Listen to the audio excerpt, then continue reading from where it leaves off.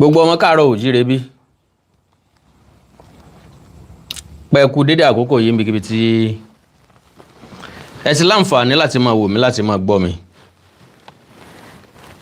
Ẹ kú ọjọ́ méjì mẹ́ta àbí o.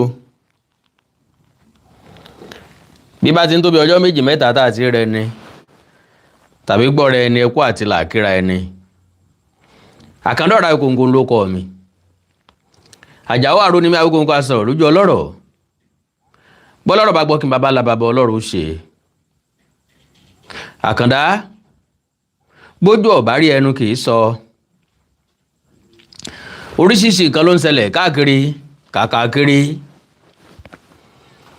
Ọ̀pọ̀lọpọ̀ ṣẹlẹ̀ ló ń ṣẹlẹ̀ ní dúníyà.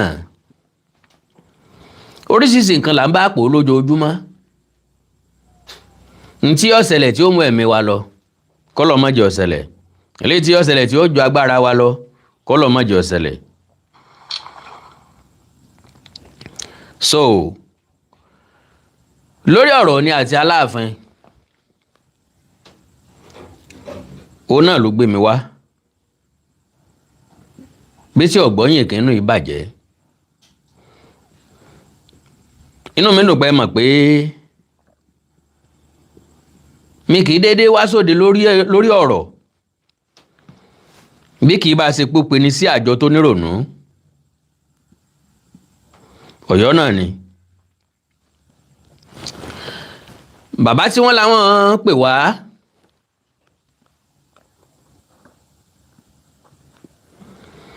pé àwa o gbogbo ẹni tí ń sọ̀rọ̀ lórí ọ̀rọ̀ ni àtàláàfin àwọn fẹ́ kó wọn papọ̀. Wọ́n lè mi ní kí n create platform kí n háàdì àwọn wọ́n háàdì wọn sí platform tán bá máa háàdì èèyàn kan bẹ̀ lọ́la ló kù wọ́n háàdì ẹnìkan kan bẹ̀. Kì í ṣe pé mo gọ̀ ọ́ mi ò gọ̀ ọ́ mo mọ tí mò ń ṣe. Oríṣiríṣi àwọn èèyàn ló pè mí Mr. Awikonko ẹni yẹn kàn fẹ́ mú yín lọ́wọ́ dání ni o káwọn ará bí ó lè láǹfààní àti máa fáyà. Mo ní kán má wọ̀rí mo ní mo mọ tí mò ń ṣe pé ìwà àti sí onítọ̀hún ọ̀jọ́ bẹ́ẹ̀ ṣùgbọ́n bó bá wá fara pẹ́ bẹ́ẹ̀ ọ̀hún gbogbo orin ló ní bá ṣe ń kọ gbogbo òlù ló ní bá ṣe ń jó àìsìfẹ̀lẹ̀ kébò sí lọ́jọ́ dàbí ẹni pé bòsí ò ṣeé jó bàbá fẹ̀lẹ̀ kébò sí ìbòsí rẹwà ó dùn ún jó ìbòsí o ìbòsí ìbòsí o ìbòsí ìbòsí o ìbòsí ó dùn ún pọ̀. So bẹ́ẹ̀ bá gbàgbé kẹ́rì pé lẹ́yìn ìgbà náà ni mo ní àwọn ará bí ń tiwọn àdàbà tí wọn ò ná ní à ń kùn gbẹ́ iná ń jó ẹyẹ oko ń lọ ni. Ìyẹn túmọ̀ sí pé àwọn ò sinmi. Ìmírí nírí pé ẹnìkan la kó àìsùn ọ̀ fún ká jẹ́ kí wọ́n ó jó tẹ́ wọ́n wá ń jó lọ ṣé ẹ gbàgbé mo wá ṣe kìlọ̀kìlọ̀ ń pé báwọn èèyàn ọba ti dúró wọ́n sọ̀rọ̀ padà lórí ẹ̀. Tẹ́ bá wò dáadáa yóò ti fẹ́ tó bí oṣù kan tákàndọ̀rà Awikonko ti dákẹ́ ń bẹ̀. Brọ́dà mi ìgbìyànjú the effort ó náà kó àpilẹ̀kọ sórí ìtàkùn Facebook ń pé àwọn tí wọ́n ń sọ̀rọ̀ ni lọ́yọ̀ọ́ tí wọ́n ń bu ẹnu àtẹ́lù àwọn ọba wa pé tán bá ti sinmi tí wọ́n sọ̀kò mọ́ gbogbo nǹkan tó ń ṣe nípa Aláàfin gbogbo ẹ̀ ló máa delete kúrò lórí social media. Lo and behold gbogbo ìsàní jòbì lẹ́rọ̀ bọ́bá kan tó ya ariwo a máa gbalé gboko bó ń bá ṣe bẹ́ẹ̀ mi ò lè ṣe bẹ́ẹ̀ n ò lè delete nada. So mo wá fáwọn èèyàn lásìkò wọ́n yí padà wọ́n stop kàkà bẹ́ẹ̀ wọ́n tún bẹ̀rẹ̀ sí pọ́ǹpù oríṣiríṣi irọ́ síta ni mo wá ní ọ̀dà bó ni ọ̀bá ṣòro kọ àti gbé ìgbé rẹ̀ kò yẹ kó yí nígboro ẹnu ẹ̀ ń ṣoògùn arẹmọ fún ni ká mọ̀ kọjá àyè ni ó lè gbọ́ ọmọ òun pa ń bóun ló ṣoògùn arẹmọ bóyá nú àdó lójó sí ni bóyá sọ̀rọ̀ ni yóò sì lọ fàájà padà ọmọ tẹ́ fi ń sakọ́sí ni ó sì jáláì sí ńlá fípẹ́ ni ọmọ àti wáyé ọlọ́dún gbẹ́gún ẹni ọmọ àti wáyé olùnàgún níyọ́ máa ti lọ rẹ̀ ìyẹn túmọ̀ sí pé níta bá fi jọmọdé lọ àìfi hàn lọ́pọ̀ ọgbà bá gbìyànjú tá a fi hàn àní fi lè lọ bàbá fi lè lọ àní kọ bí ó ṣe lò ó ṣé wàá gbàgbé pé àkọ́dá oró kìí dàbí àdágbẹ̀yìn mo kí ẹ̀yin èèyàn mi bẹ́ẹ̀ ṣe ń wọlé wàhálà ti dààmú òní bà yín ọ̀rọ̀ bọ́ lẹ́nu Ọọ̀ni àtàláàfin lórí ọ̀rọ̀ supremacy kí lọ̀rọ̀ táwọn méjèèjì sọ kí l'Ọọ̀ni sọ kí l'Aláàfin sọ ṣé báwọn méjèèjì ṣe sọ̀rọ̀ yóò ròkun gbàgbé àìṣe Àwíkonko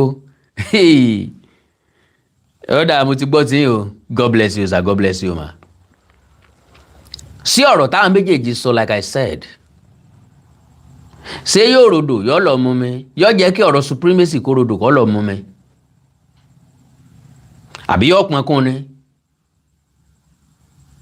yóò yanjú ọ̀rọ̀ ni àbí yóò tún dákun èmi kọ́ mo kọ́kọ́ gbé jáde àwọn ọmọ Ọ̀yọ́ náà ni wọ́n gbé jáde. Mr. Túndé Òkólì God bless you ẹ kí mi káàbọ̀ pẹ̀lú sticker ẹ bá ń share program yẹn ẹ jẹ́ kó dáhùn ibi tó yẹ kó dé ẹ bá mi pín ẹ jẹ́ kó rìnrìn àjò tó yẹ kó rìn ká lè bá mọ̀ wípé àgbà tí ọ̀kẹ́rùn sọ̀rọ̀ irú àgbà bẹ́ẹ̀ yóò padà kẹtàn sáré ẹ̀já dúró káwọn èèyàn bíi mélòó kan wọlé mọ̀ ń bẹ̀bẹ̀ ni ẹ bá mi pín program yẹn láàrin ìṣẹ́jú kan péré ẹ bá ń pín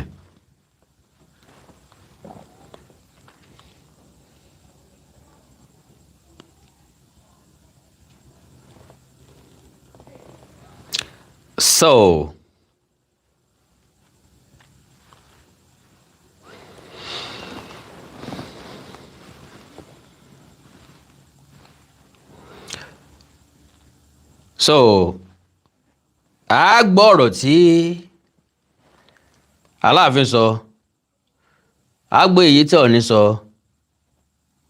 a play fídíò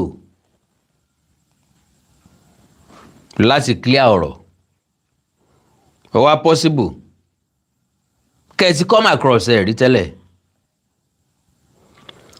ṣùgbọ́n láti jẹ́ kí Ọ̀yọ́ mọ̀ wípé ọbọ̀ ugọ̀ tinú ọ̀bọ lọ̀bọ ń ṣe lọ́wọ́ ìgbésẹ̀ pé bóyá ń tá sọ láàmọ́ o ọ̀rọ̀ kan tá sọ náà lẹ́ ló lè tó dídí ìlú lọ́jà adákẹ́ kẹmọ́ ní lọ́kàn páwà ní mọ̀dàrú àwa ń bá ṣe jẹ́ àti wá fílẹ̀ pẹ̀lú èròǹgbà pé bàbá dàgbà ju bàǹtẹ́ onírù ọmọ ẹni là á bọ̀ fún bọ́yẹ kẹ́yìn èèyàn wọ̀nyí ó sinmi but unfortunately orí tí ọjọ́ bẹ̀ sísàn ò ní yé tami sílá bíyà ò bá tí jẹ ní ìyá ń rí nǹkan kan panu lọ́wọ́ ni because ẹni tó pè mí ń jò ní ń tó jẹ́ kí n mọ̀ wípé òkú ọ̀rọ̀ mi ń bà wọ́n dáadáa ni pé wọ́n ní ká sinmi ìtàn sísọ torí tá a bá wò dáadáa à ń expose ara wa fún ẹ̀yà míì ni mo wá ní kò sí ń tọ́kàn ẹ̀yà míì pẹ̀lú nǹkan tá à ń sọ bẹ́ẹ̀ ẹ̀yà míì bá dẹ̀ gbọ́ nǹkan tá à ń sọ àwa náà ń gbọ́ nǹkan táwọn ẹ̀yà míì ń sọ ẹni tó bá fọmọ ẹ̀ sílẹ̀ tí ọ̀kọ́ lọ́gbọ́n olóko ẹsìn ní ọba àyàn mẹ́bọ báwọn bá ti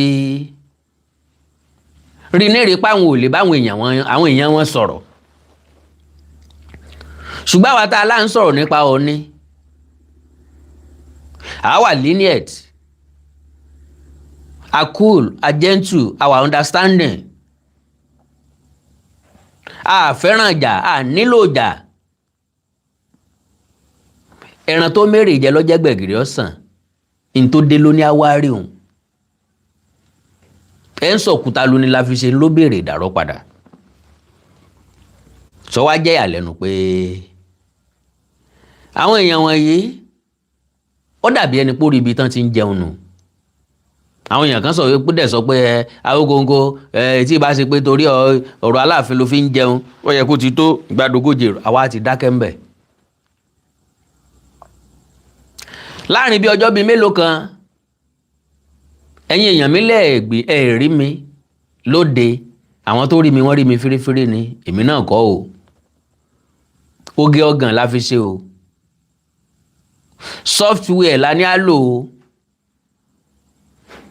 ńlá rí lò ó ńlá lò ní o jẹ́ kẹ́ ọ̀pọ̀lọpọ̀ èèyàn ó rí ìta ń ṣe à ń láti drop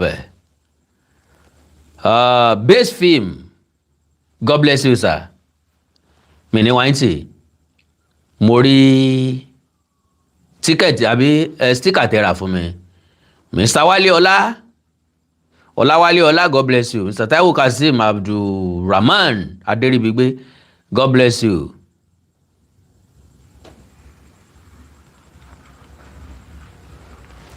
God bless you sir. Now nítorí àkókò wa ọmọ Ọ̀yọ́ tó post nǹkan kí ló prompt mi kí ló gbé mi wá gangan.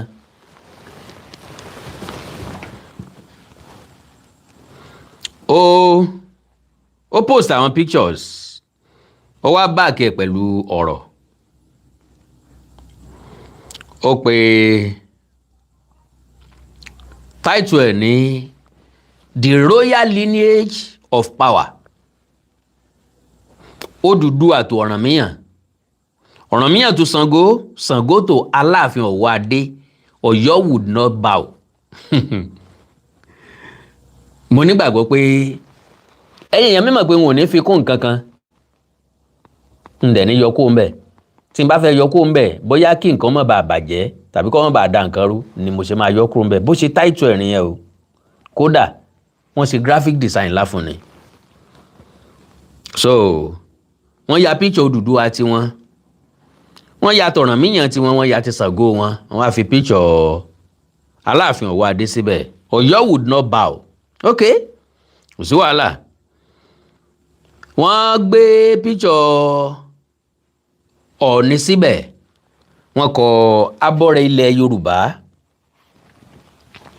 wọ́n gbé picture Aláàfin Ọ̀wọ́ Adé síbẹ̀ wọ́n kọ ọba ilẹ̀ Yorùbá wọ́n wá gbé picture ọba Lámídì Adéyẹmí bẹ̀ wọ́n kọ the king that lived history òun lélẹ̀ o ẹ mọ̀ pé mi ò kí ń parọ́ mi ì dẹ́ mú kan mọ́kan láyé mi ì dẹ́ jẹ̀jà ibi àwọn á gbé picture ilé síbẹ̀ Aláàfin ni àgbà ọba mo rí pẹ́ẹ́rì yẹ̀yàn mi rí so kẹ́ ẹ lè mọ̀ wípé àkàndọ̀rọ̀ Awikonko kì í jìjẹ̀ bí ọba dẹ̀ ní nítòsí ẹ̀sẹ̀ kì í déédéé sẹ́ so apilẹ̀kọ tán fi bẹ̀ lélẹ̀ yìí gbogbo ọmọ káàárọ̀ oòjíire ẹ bá mú kàlẹ̀ tó ẹ mú tọmọ ẹ mú tàìkú ti ṣe baálẹ̀ lọ́rọ̀ Aláàfin àná ni wọ́n ló ṣe ìfọ̀rọ̀jomitoro ọ̀rọ̀ pẹ̀lú oníròyìn title tí wọ́n fún Ọ̀yọ́ province was constituted on January 14, 1914 and Ife and Ijesha were all under Ọ̀yọ́ province. Ká sọ wípé nísìnyí o ní Ìbàdàn North local government tàbí Ìbàdàn Central ni ọba wa Rashidi Ládọjà Olúbàdàn tilẹ̀ Ìbàdàn wà. Káwa ní torí pé ní the same local government yẹn àwọn ọba míì tó bá wà ń bẹ̀ ẹrú Olúbàdàn ni wọ́n. Àbáwọn ò kì í sọba, àbáwọn ò ní tàn tiwọn. Eléyìí ó kéré. Now, an excerpt from the interview granted by His Imperial Majesty Ọba Dr. Lamidi Ọláyíwọlá Adéyẹmí III, CFR, JP, LLD, the Aláàfin of Ọ̀yọ́. Question: how would you describe your relationship with other prominent Obas in Yoruba land? Aláàfin: very, very cordial. But there have been some controversies concerning supremacy. You see, the issue of who is supreme among the Obas is a 20th century phenomenon. Ẹ̀yin náà ti come across ẹ̀ rí. Now, no Oba can say he is greater than the Aláàfin. Up till now, there is no Oba who has come out to make such claims.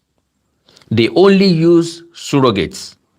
If any Oba wants to attack the Aláàfin, he uses a baale or another inconsequential element to do that.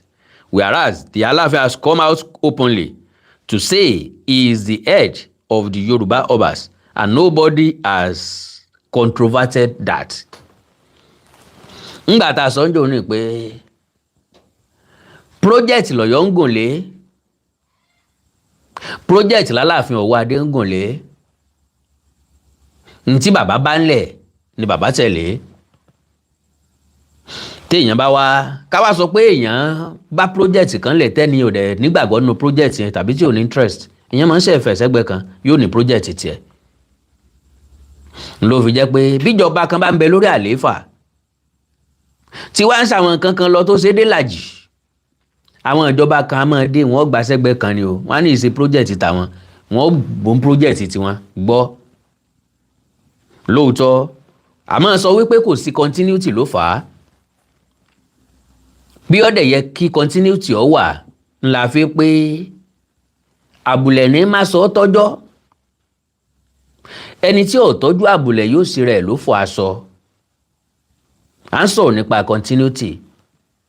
Bí ó ké o, bọ́yọ̀ ṣe wà o, b'Aláàfin Ọ̀wọ́ Adé ṣe wà o, ó yẹ kó gùn lé ìtọ́ bá ń lẹ̀.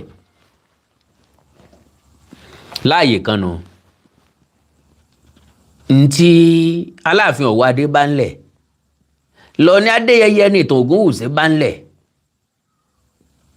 Ṣùgbọ́n ní Adéyẹyẹ ní ìtàn Ògúnwùsì ohun ògùn lé ìtọ́ bá ń lẹ̀, project mi ló open. Ó dáa, ìjà ló ń bá lẹ̀ o, àlàáfíà ló ń fẹ́ tòun. Ọ̀ní dẹ̀ bẹ̀rẹ̀ sí ní harmonize pẹ̀lú ọ̀pọ̀lọpọ̀ àwọn ọba, pẹ̀lú ọ̀pọ̀lọpọ̀ ìlú, pẹ̀lú ọ̀pọ̀lọpọ̀ àwọn èèyàn. Àwọn tó jẹ́ ọ̀tá, àwọn tó gbógun tì kò gbógun tì wọ́n, kò sí ní Olúwa gbógun tì àwọn tí ń gbógun tì mí, fìjà fáwọn tí ń bá mi jà.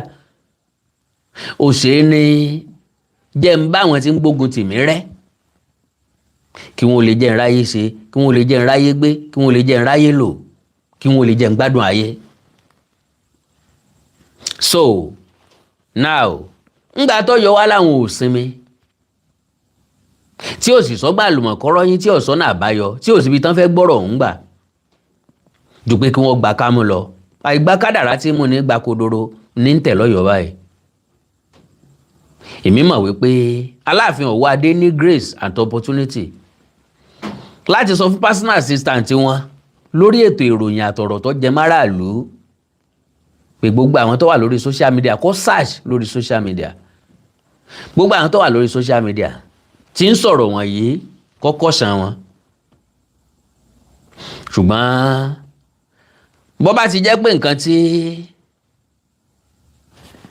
wọ́n ń ṣe ó tọ́ba lọ́rùn, ọba máa gbóríyìn fún wa ni, iṣẹ́ ó sì máa tẹ̀síwájú.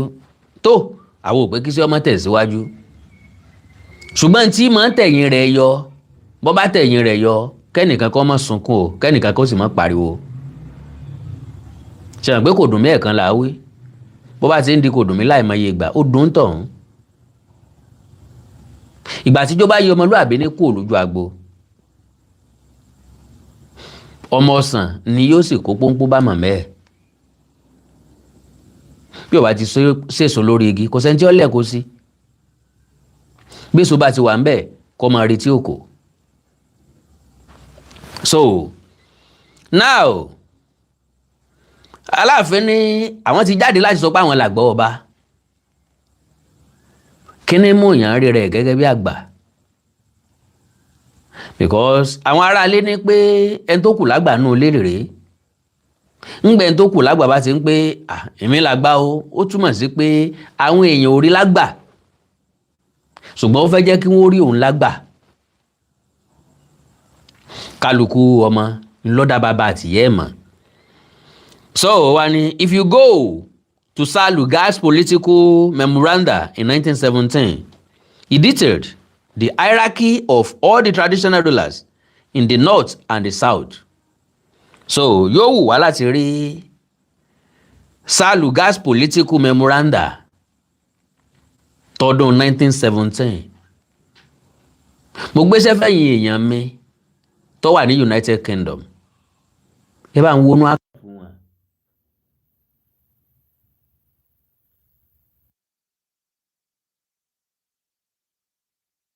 wọnú àkàì fún wọn. ẹgbẹ́ ọkọ rẹ̀ dáadáa o, Sir Lugard's political memoranda ọdún 1917 ni wọ́n kọ, gẹ́gẹ́ bàbá yẹn ṣe sọ. To write it, okay, he detailed the hierarchy of all the traditional rulers in the north and the south. àfẹ́ wo báwo náà ṣe detail ẹ̀. My father or my grandfather was not there to influence Lord Lugard to write it. If you say Johnson had bias for Oyo, go and see C.R. Niving, who stated unequivocally and authoritatively that the Aláàfin is the supreme Ọba in Yoruba land. Ibi tí èèyàn ti wáyé kò yé mi, kò yé ẹ̀yin náà. kí ló dé táwọn máìkì yìí ń lọ tán ń bọ̀? ń bọ̀ o.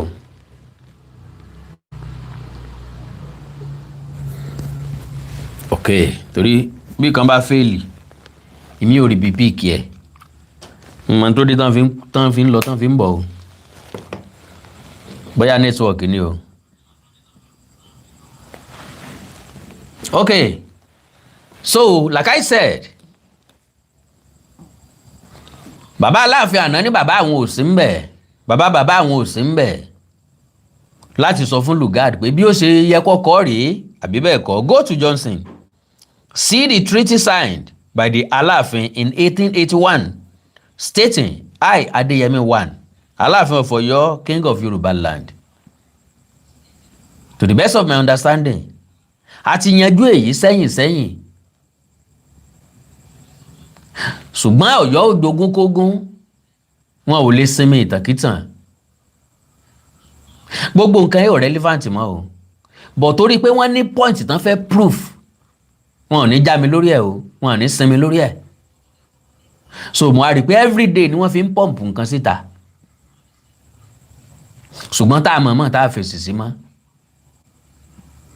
ṣùgbọ́n láti fẹsẹ̀ ilé mọ́lẹ̀ à ń láti fèsì sí. now only go to Johnson, see treaty signed by the Aláàfin, àti sọ yẹn, àti mú treaty jáde, àṣọ gbogbo ẹ̀. In his letter to the British in 1881, during the intermacing wars, he wrote, "Hi, king of the Yoruba land." Ta ni ẹ? Ta ló ń play bẹ́ẹ̀ yẹn?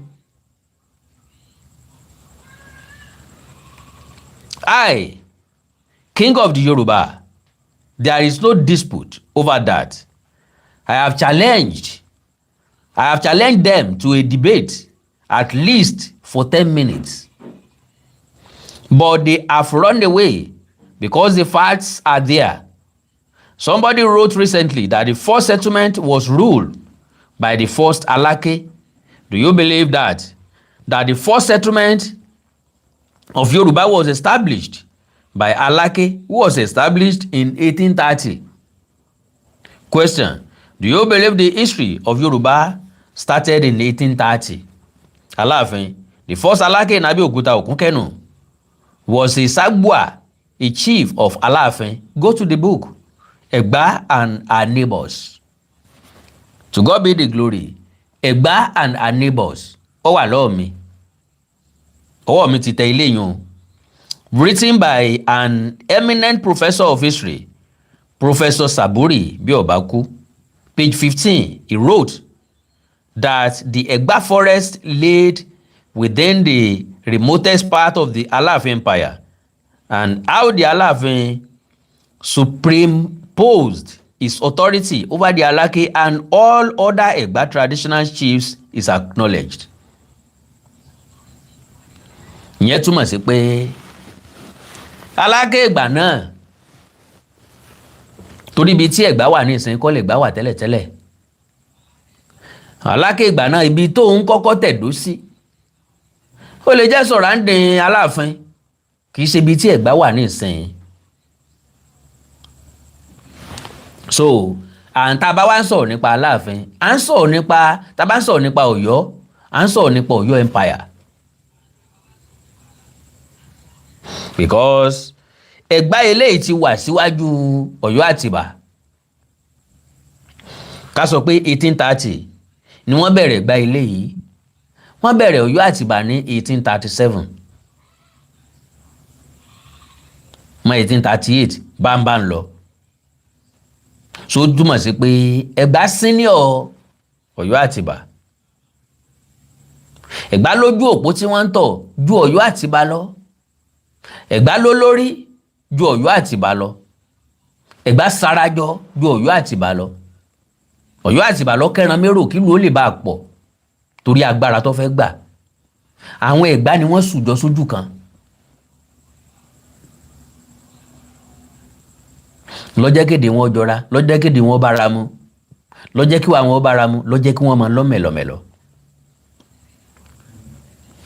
So, now,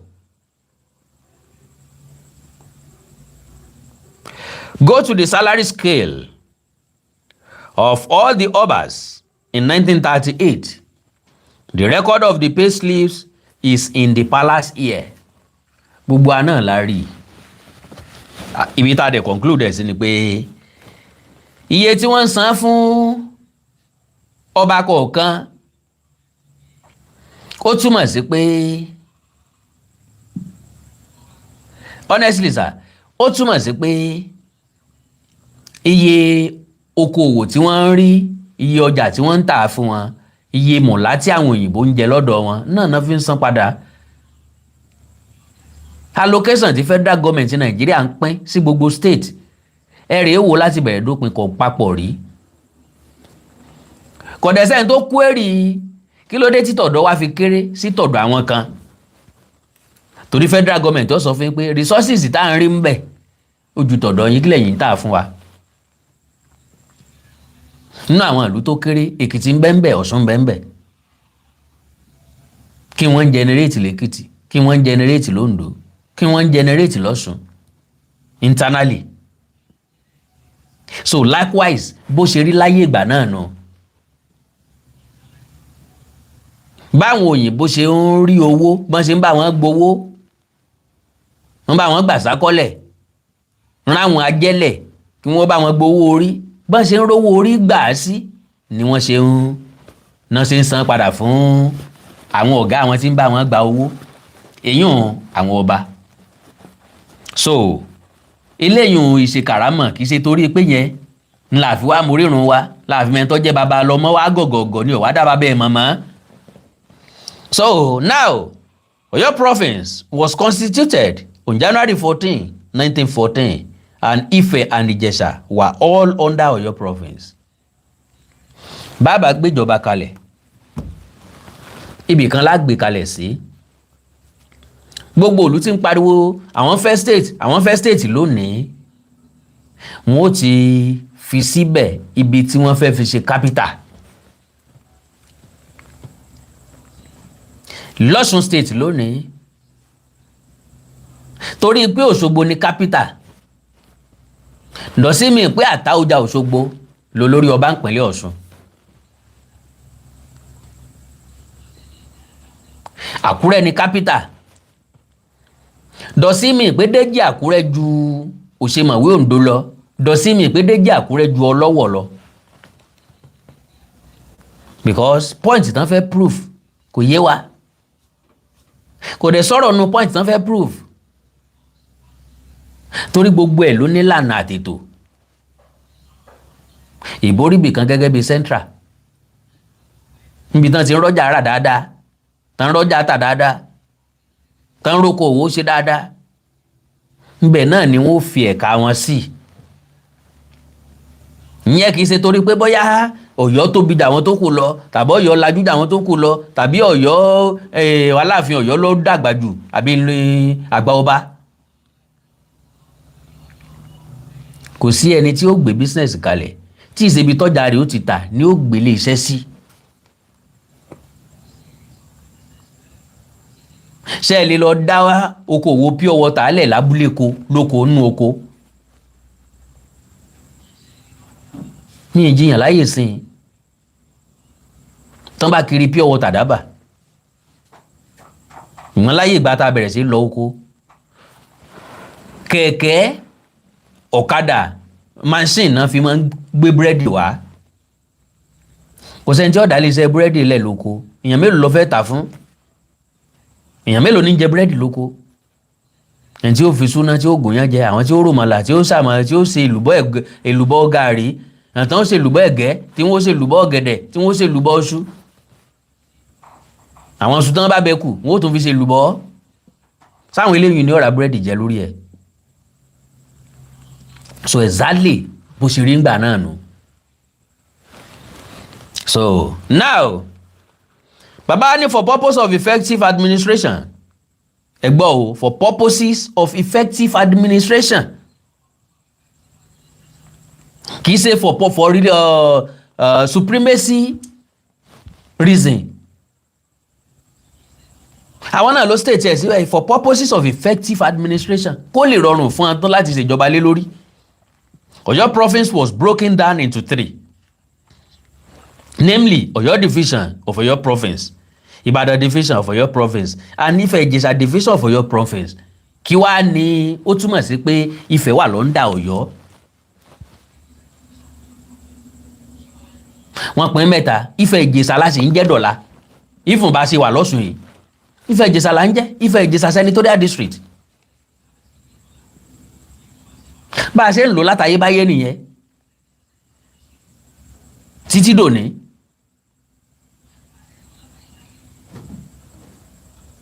So now, ṣé yẹn wá ti túmọ̀ sí pé Ifẹ̀ àti Ìjẹ̀ṣà wà lábẹ́ Ọ̀yọ́, Ọ̀yọ́ Ìwó ń bẹ, sọ́yọ́ tó dé lẹ́yìn nífẹ̀ àti Ìjẹ̀ṣà wà lábẹ́ wọn.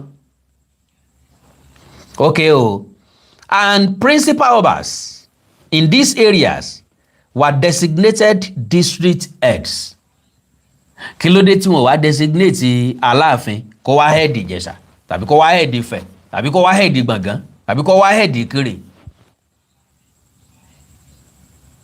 Point táwọn èèyàn fẹ́ prove kò yé mi. In Ìbàdàn, the Olúbàdàn was the district head of Ìbàdàn. Ọọ̀ni was the district head of Ifẹ̀. So what are you now talking about? Ngbọ́n náà ti wá wà lábẹ́ yín. Ọ̀ràngún was the district head of Ìlá and Ọ̀wá was district head of Ìgbómìnà. The Aláàfin was the paramount head of the whole province in ranking láàyè ìgbàwó láago mélòó táǹtò bẹ́ẹ̀. Kò ṣẹlẹ̀ rí. Aláàfin ò district head nǹkan kan gbogbogbò rárá kò wáyé rí. Tó bá wáyé inú ibi tó ti wáyé, mo challenge ẹ̀yin Ọ̀yọ́ ẹ mú jáde fún wa inú ibi tó ti wáyé kì í sẹ́yìn lẹ́ẹ̀sẹ̀ lọ fọwọ́ kọ́ o ẹ̀já àrípò jáde pọ̀ wà ní archive pé Aláàfin ni district head. The Aláàfin was the paramount head of the whole province, and in ranking the Arẹ̀mọ, who was the crown prince of the Aláàfin, was the district head of Ọ̀yọ́ province. 20 district courts were opened for the 20 districts in the province, and the Aláàfin never sat in any of district courts but at the court of appeal over the 20 district courts. Ẹjá béèrè lọ́wọ́ Ọ̀yọ́ pé nígbà t'Aláàfin wá jókòó sí court of appeal kásì ẹ̀gbẹ́ lóòótọ́ ni ẹjọ́ wo ni wọ́n gbé wá látọ̀yọ́, ẹjọ́ wo wọ́n gbé wá láti Ìjẹ̀ṣà, ẹjọ́ wo wọ́n gbé wá láti Ilé-Ifẹ̀, ẹjọ́ wo wọ́n gbé wá látẹ̀gbá, ẹjọ́ wo wọ́n gbé wá láti Ìjẹ̀bú, ẹjọ́ wo wọ́n gbé wá látọ̀tà, ẹjọ́ wo ni wọ́n gbé wá láti Oǹdó, ẹjọ́ wo wọ́n gbé wá láti Èkìtì tó jẹ́ p'Aláàfin ló sọ̀fẹ́. Yóò wá láti mọ̀ bó bá jẹ́ pé lóòótọ́ o Aláàfin wọn fi ṣe district head o gbogbo wọn o àbí paramount head gbogbo wọn. Ọ̀yọ́ parọ́ ju nǹkan míì lọ. Aláàfin ni district ni paramount head kò dẹ̀ jókòó sí kóòtù kankan tán create rí. Meanwhile wọ́n inú kóòtù tán tó ti ń head náà gbà lọ́wọ́ ẹ̀ náà gbé fún Bọ̀dé Thomas. What are you talking about? Kí ló yẹ tí rọ́bà yìí ń jẹ́ báyìí? Ogún tẹ́ ẹ fẹ́ jẹ tẹ́ ẹ lérí jẹ tẹ́ ẹ kàn tanra yín tẹ́ ẹ kàn parọ́. When there was a problem between Ife and Ìjẹ̀ṣà, ìyẹn náà máa fẹ́ reverse. Sir John Macpherson asked the Aláàfin to intervene. Ńgbà tọ́rọ̀ wá ṣẹlẹ̀ láàrin Aláàfin Olúbàdàn àti Ṣọ̀ún. Ta ni gómìnà àgbà náà pè? Ta ló wá bá? Kì í sọ̀rọ̀ ní àtọwá òbòkun ni. Yorùbá ní bẹ́ẹ̀yàn méjì bá ń jàjàkú akátá ẹnì kẹta ni ó làjà. Wọ́n tún wá ní àìsí ẹnì kẹta lèèyàn méjì fi jàjàkú akátá. Bẹ́ẹ̀yàn méjì bá ń jà ẹ̀ńtọ́ bá rí pó súnmọ́ wọn tàbí tó sì kẹta náà lápè pé báwọn èèyàn yìí sọ̀rọ̀ àwọn èèyàn ní báwọn sọ̀rọ̀ náà ó sọ fún wọn pé jà ò yẹ ọmọ èèyàn náà ó.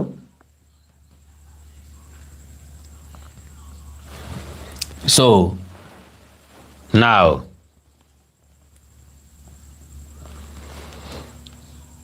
as the Aláàfin to intervene, the Aláàfin sent Ààrẹ Ìlúgbòhùn and Alápinni and the number of Ọ̀yọ́mèsì to go and adjudicate. The boundary fixed by Aláàfin at Ẹnu-Ọwá still subsists till today. Aláàfin kọ́ ló pín bẹ́ẹ̀. Ìjọba àsìkò ìgbà náà ló dá sí ni wọ́n parí ẹ̀. Because Aláàfin ò ní authority lórí Ilé-Ifẹ̀ rí débi tí ó wá pàṣẹ pé bẹ́ẹ̀ ṣe rìn rè o bẹ́ẹ̀ ṣe ṣe lélẹ̀ o irọ́ bọ̀yọ́ jẹ́. Ìjọba àsìkò gbà náà ló sọ pé ibi ní kẹ́ ẹ fi sààlà.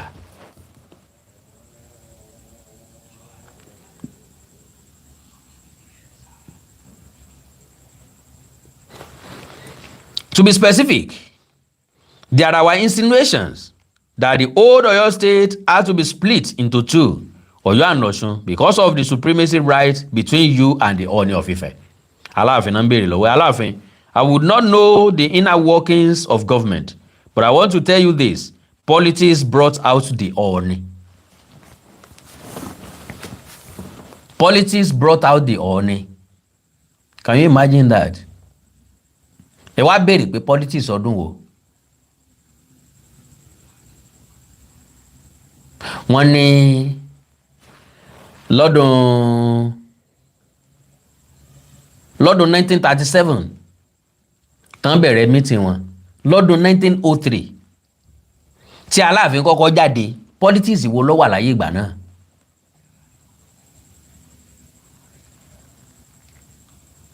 Tálàfin ló bá wọn dá síjà Àkárìgbò Rẹ́mọ àtẹlẹ́pẹ̀. Politics wo ló wà ńgbà náà? Because as far as I'm concerned 1903 wọn ò tí ìbí Ọbáfẹ́mi Awólọ́wọ̀ 1909 ni wọ́n bí.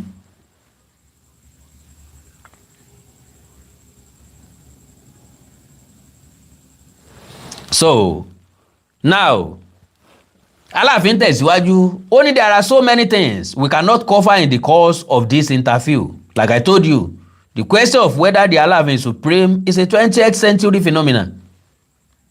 When Awolowo emerged the premier of the old western region, that was when the government propped up the Ọọ̀ni. Àtúnwá béèrè ní 1937 tẹ́jókòó pàdé lọ́balọ́ba lọ́yọ̀ọ́ fọ́tò yín wà Ọọ̀ni ló preside, ńgbẹ̀ẹ́sẹ̀ ńbàdàn Ọọ̀ni ló preside, ńgbẹ̀ẹ́sẹ̀ ńbẹ̀ní Ọọ̀ni ló preside, ńgbẹ̀ẹ́sẹ̀ ńjẹ̀bú Ọọ̀ni ló preside, ńgbẹ̀ẹ́sẹ̀ lẹ́gbàá Ọọ̀ni ló preside, ńgbẹ̀ẹ́sẹ̀ ńlẹ̀-Ifẹ̀ Ọọ̀ni ló preside. Sáwọn Awólọ́wọ̀ náà wọ́n sí bẹ́ẹ̀ 1937, 1938, 1939, 1940, 1941 ilẹ̀ yìí kápò.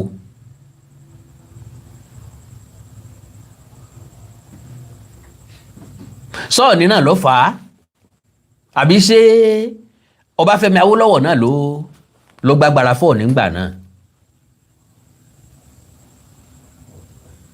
Bàbá ńlá tí wọ́n jáde kúrò láàfin ńgbà tó ní lọ sí Èkó. Ṣọbáfẹ́mi Awólọ́wọ̀ náà ló fà á ló ní kán ó jáde kúrò ńbẹ̀.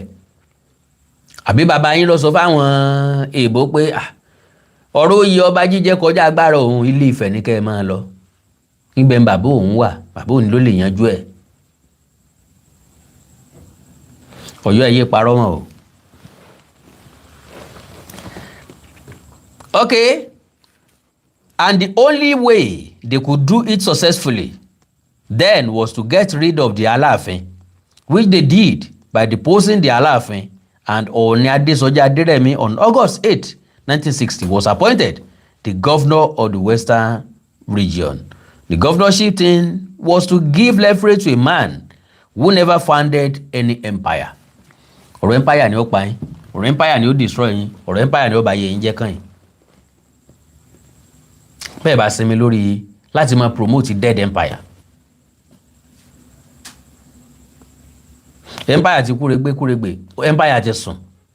Nbi empire gan ti lùgbà gan, ẹ lè lókè mọ́. Ọgbọ́n lẹ́nu ọjọ́ mẹ́ta wọ́n ní Aláàfin rán àwọn èèyàn lọ síbi empire wọn. Bóyá fẹ́ kó padà sílé. Bóde bá lè mọ ilé náà nílé mọ́ padà sí. Kọ̀rẹ̀ sígbà tí èèyàn délé tí ò rí lédè, a jẹ́ pé ìpínlẹ̀ Kwara lẹ tún padà bọ́ síhùn, ẹ̀ sí ìpínlẹ̀ Ọ̀yọ́ mọ́. Kò síjà láàrin ẹ̀yin àti Ṣọ̀ún mọ́, kò síjà láàrin ẹ̀yin àti Olúbàdàn mọ́, ẹ̀yin àti Emir Ìlọrin lẹ́jọ́ ọmọ ọkọ ọmọ lùpọ̀ bọ́. Gàmbàrí pa Fúlàní kúkú lẹ́yìn méjèèjì kò sẹ́jọ́ ń bẹ̀, ìran kan náà ní. Kàó ń gán rí Gàmbàrí ọmọ húkùhúkù. Àtùbàrìbá àti Tápà gbogbo ẹ̀ mọ́ra wọn, Ọlọ́run ràn yín lọ́wọ́. So wọ́n wá ní wọ́n gbé governorship fẹ́ni tí ò kí ń ṣe tí ò ní empire. Ṣùgbọ́n Ọọ̀ni Adéṣọjí Adérẹ̀mí was educated.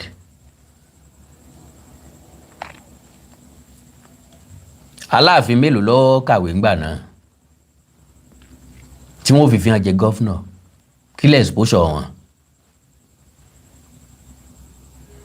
Lẹ̀ exposure wọn? And again, gbogbo ayé mọ ibi tó rírun gbogbo ọmọ káàárọ̀ oòjíire wa. Fulani people àbí. When they organized the Traditional Rulers Forum in Abuja, Yoruba Obas were ridiculed. They put all the emirs on the first row and put Yoruba Obas, including the Ọọ̀ni, on the second row. When I came in, I asked for my seat, and they wanted me to go and sit at the back. I just removed one of the tags and sat beside the Sultan of Sokoto. Ẹnikẹ́ni tí bá ti ń jà sáàyè kò tọ́ sáàyè yẹn. Àwọn ọ̀jọ̀gbọ́n ní tó bá lọ sí òde àríyá, wọ́n jókòó sọ́wọ́ wájú, ẹ̀yìn ni kó jókòó sí. Torí gbà tá darí ètò ọba bẹ̀rẹ̀ program tí ọmọ wa pé ẹ jọ̀ọ́ o, afẹ́bẹ̀yìn bàbá wa yìí mọ̀mọ́ wa tẹ́ jókòó sọ́wọ́ wájú yìí, àwọn àlejò kan láfa ìyẹn lẹ̀ fún ẹ jọ̀ọ́ torí Ọlọ́run, ẹ bá bọ́ sí síìtì kẹrin síìtì karùn-ún lẹ́yìn tẹ́ẹ̀ ní lè ráàyè jókòó sẹ́yìn síìtì ibẹ̀ gan mọ́. gbogbo nǹkan kan náà fi jàgídíjàgan ṣe.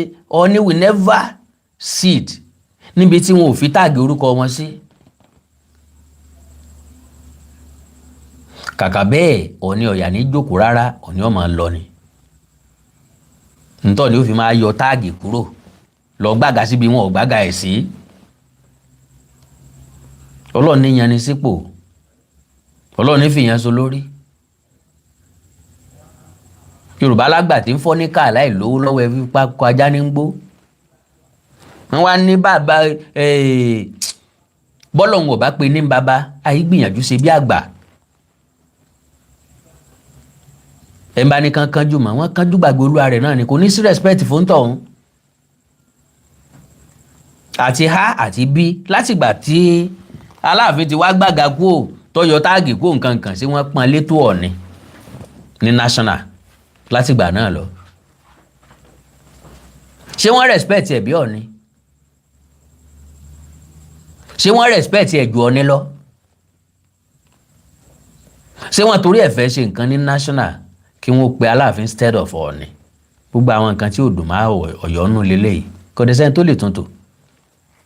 Bí kádàrá ṣe tó nù, bọ́lọ́run bá ṣe tó nù, bí ìpín ṣe tó nìyẹn.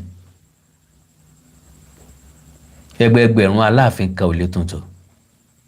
Àwọn ọmọ Ọ̀yọ́ kan máa sunkún lórí social media náà ni. Ariwo wọn ò ní hu tẹ̀tẹ̀, kò dẹ̀ ní change anything. Alright? So, under the Clifford Constitution in 1922, 2 Obas represented the whole of Nigeria at the Legislative Council, the Sultan of Sokoto and the Aláàfin of Ọ̀yọ́. The Aláàfin represented the entire South in Lagos. Lọ́dún wo ni, láàkó wo ni, 1922. Yóò wù wá láti rí under the Constitution of under the Clifford Constitution in 1922. Clifford Constitution 1922. Ẹ̀yin tẹ́ wà ní UK, ẹ ràn á lọ́wọ́, ẹ bá wa yí archive fún wọn wò. Ṣé bó ṣe wà ń bẹ̀ nu? Báláàfin bá lọ represent South West. That means Ọọ̀ni lọ́ràn lọ. Yeah, torí pé Ọọ̀ni Ọọ̀ni ọ̀rá yìí láti máa jáde. Èèyàn gbọ́dọ̀ lọ́mọ tó lè Yorùbá nítorí ká lè rómi pòǹgbẹ la ṣe gbèjò. Kéèyàn ó lè rọmọ ránṣẹ́ ní ṣe bímọ. Àìsí ìlọ́kọ́lẹ̀ àfọwọ́kómi. Kí n rọmọ tó yẹ kí n mọ lọ́mọ bímọ tó yẹ kí n ránṣẹ́. Kí mi gan tún máa da pápá ara káàkiri. Báláàfin bá represent ilẹ̀ Yorùbá ń gbà náà, Ọọ̀ni lọ́ràn. Ó lọ jẹ́sẹ̀ bá bẹ́ẹ̀ ni. Kò dẹ̀ sẹ́ni tí ó pé ó ṣe ṣe bẹ́ẹ̀. Ṣùgbọ́n nítorí pé ìran ọ̀dàlẹ̀ ńlọ̀yọ́, wọn ò ní fi ṣe bàbá wọn jẹ́ iṣẹ́ ara wọn ló fi jẹ́ lọ́hùn. N ti ń ṣẹlẹ̀ gan-an nù. Kàkà kó sọ pé bàbá mi ló rán mi wá o, wọ́n ní wá sojú àwọn o, wọ́n á láwọn làwọn wá sojú gbogbo ìlú àwọn. Irú èèyàn tó lọ́wọ́ bá ṣe wọ́n nù. Ntọ́ jẹ́ kí gbogbo ẹ̀ mú láyà àwọn kankan nù. Oh my goodness. I left the place and went home, wrote a strongly worded letter to General Jeremiah Hussaini and copied the late General Abacha. Abacha invited me and I told him that government is a continuum. He reasoned with me and corrected that the Alake and the Awujale never fought their own cause, but I fought mine. Ngbà tí Aláàfin àná wá lòun jíjá tóun ń bo lọ́jàdé kí làbá yọrí sí ẹ̀.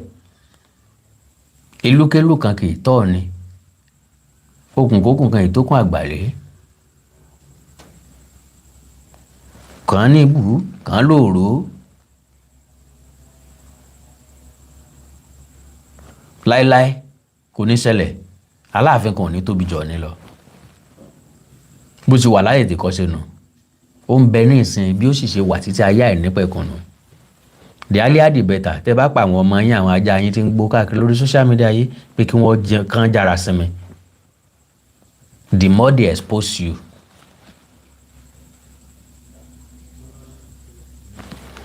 So,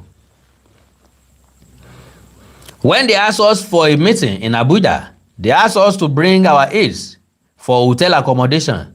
The emirs will bring about 8 and they put them in suits. Why they reserve 2 rooms for me? I just packed to one of the presidential suites. Àyè tó tọ́ sálàfin wọn fún un. Ó fi rẹ̀ sáàyè tí ò tọ́ sí. Torí pé àwọn ìjọba ò rí bẹ́ẹ̀, Ọ̀ọ̀ni ni wọ́n rí bẹ́ẹ̀. Ọ̀ọ̀ni náà prepare suit fún yàrá méjì tó tọ́ sálàfin wọn fi ilẹ̀ fálàfin. Ṣùgbọ́n torí pé tí wọn kì í tẹ́ wọn lọ́rùn, tẹni ẹlẹ́ni ni wọ́n máa ń ranjú mọ́ káàkiri ní ó jẹ́ kán lè sun bí tán fún wọn tó jẹ́ pọ́n tó ranjú lọ bòmíì. So, I just packed to one of the presidential suites. They said, but it was not reserved for me. And I said, they didn't have to do that. I did it myself.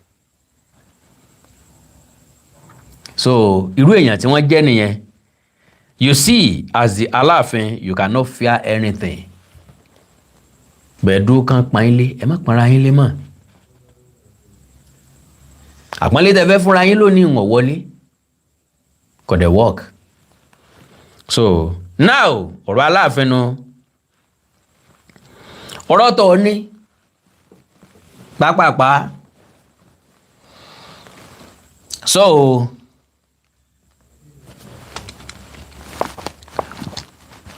Ọ̀ọ̀ni sọ pé Ọba of Benin pójú Aláàfin Ọ̀yọ́ lọ. Ìyá Aláàfin tó ń claim kẹjẹ́ àkọ́kọ́ ka nǹkan tó ní sọ kí n tó wá play video just 6 minutes kí n tó wá sọ aburú tí fídíò yẹn ti fà.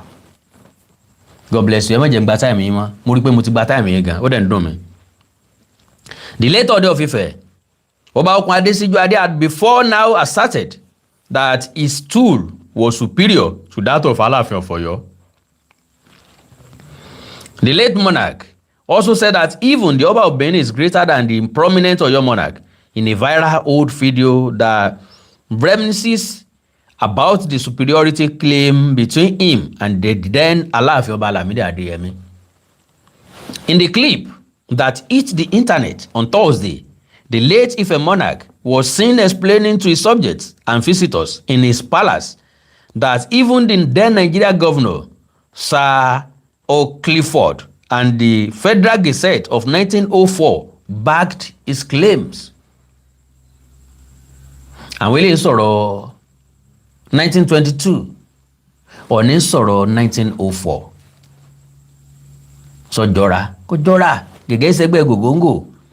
Now, in 1924, during the Prince of Wales, Edward VIII visit to Clifford, he noted that the governor faulted the governor faulted Reverend Samuel Johnson's book on Yoruba history as fake because it contradicted reality. The late monarch said, and I quote, "The Oba of Benin is superior to Aláàfin. I will provide you with all the necessary pictures as proof.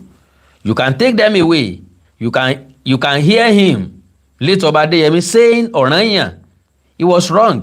Ọ̀rànyàn is the correct pronunciation. It was tricky.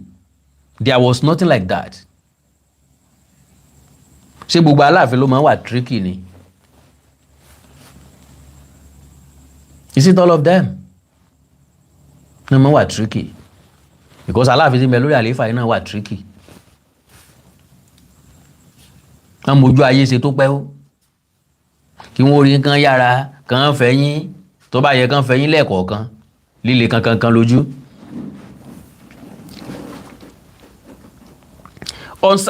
He said, and I quote, "On Samuel Johnson's book that you said the Nigeria governor in 1924, when the Prince of Wales was visiting, the governor said Johnson's book is fake. He said Johnson was an Ọ̀yọ́ man who wrote a book to boost the ego of his people. He said it is fake. Yes, it is in the archives. I will provide supporting documents. Aláàfin is nowhere around Ọọ̀ni at all. Aláàfin is nowhere around Ọọ̀ni at all." A federal government gazette of February 28, 1903 revealed that when the then governor of Nigeria came to invite Ọọ̀ni who was my grandfather, to settle the rift among the kings fighting for the crown in Lagos. He wanted Oni to come because in the Nigeria Council of Yoruba land, Oni was the owner of the crown and the only legal one to speak on it. Oni told the governor that none of his predecessors had ever traveled out their palace. Obasijuade further narrated how the governor had to please his grandfathers to settle the rift in Lagos, stressing that his acceptance brought many kings out of their palaces to honor the referred then Oni. He said, and I quote, the governor then asked what to do for Oni to travel out of his palace. He, Oni, said, for every river to be crossed, a black cow must be sacrificed. The governor agreed to buy 1,000 cows. The governor then asked what other thing he wanted. Oni said he would board a vehicle to Ede town, where the governor's entourage would pick him up. The governor then promised to send his personal armor to pick him up instead. It was written in the Federal Gazette, all the kings from Asaba, Warri, and every part of the country vacated their palaces to come see Oni in Lagos. The governing colonial governor then wrote a gazette that even the Aláàfin of Ọ̀yọ́ is now living outside the wall of his palace. Outside the wall of his palace. Ó túmọ̀ sí pé Aláàfin náà jáde kúrò nínú ààfin rẹ̀. Ó bọ́ sẹ́yìn òdì pé bàbá àwọn ò sí nílé, ohun òbí òun dáa kó òun wà nínú ààfin. Gbogbo ọba náà kéde fún bẹ́ẹ̀ pé kí wọ́n jáde kúrò láàfin torí pé bàbá àwọn ò sí nílé. Kí wá ló wá mú àwọn èèyàn òfò jáde nísìnyí. Àwọn argument tí ò nídìí, àwọn ìjà tí ọ̀wọ́ tiẹ̀, àwọn ìjà téèyàn ò lè ṣẹ́gun. Okay. Living outside the walls of his palace. That then, the governing colonial governor then wrote a gazette that even the Aláàfin of Ọ̀yọ́ is now living outside the walls of his palace. They didn't return until it was announced that Oni was back in his palace. Have you ever seen Oni sit behind Aláàfin in all the old pictures I'm showing you? So ti rọ Oni tó jókòó sẹ́yìn Aláàfin rí nínú gbogbo fọ́tò tí mo fi hàn. So now eléyìí ò bá wọn ẹja wá play fídíò yẹn kí n wá sọ wàhálà tí fídíò yẹn bí fẹ́ni tó interview Ọọ̀ni. Ètò kan wà tẹ́ máa ń gbọ́ lórí Africa Magic Yorùbá tẹ́lẹ̀tẹ́lẹ̀ nígbà náà Agogo Ayọ̀.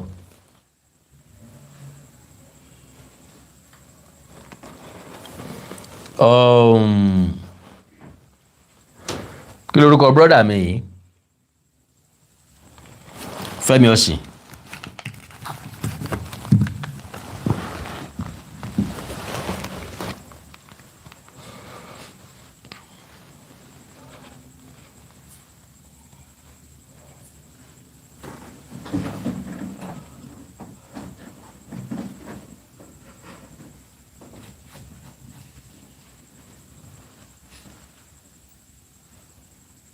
Ẹ má bínú. Fẹ́mi Ọ̀sìn. Ó ní ó ṣe interview yẹn fún Ọọ̀ni ńgbà yẹn. Aláàfin ló stop program Agogo Ayọ̀. Mọ̀ bóyá ẹ ti gbọ́ rí lórí Africa Magic. Ó kọ lẹ́tà sí multi choice. Ó sue Fẹ́mi. Ó ní kàn suspend the program ẹ̀ pé Fẹ́mi wà bias. Sẹ́nìkan kan sún àwọn ọmọ Reverend Samuel Johnson ń pé story tọkọ wà bias. Ó lè kọ́ wá gbọ́ side of the story tó náà. Ẹni ẹlẹ́ni ò fẹ́ controversy.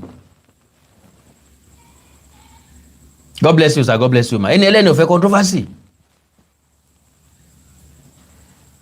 Ẹlòmíà sọ wípé Mr. Awikonko nǹkan kan wà tó yẹ pé kẹ́ tó sọ ó yẹ kẹ́ gbọ́ tapá kejì.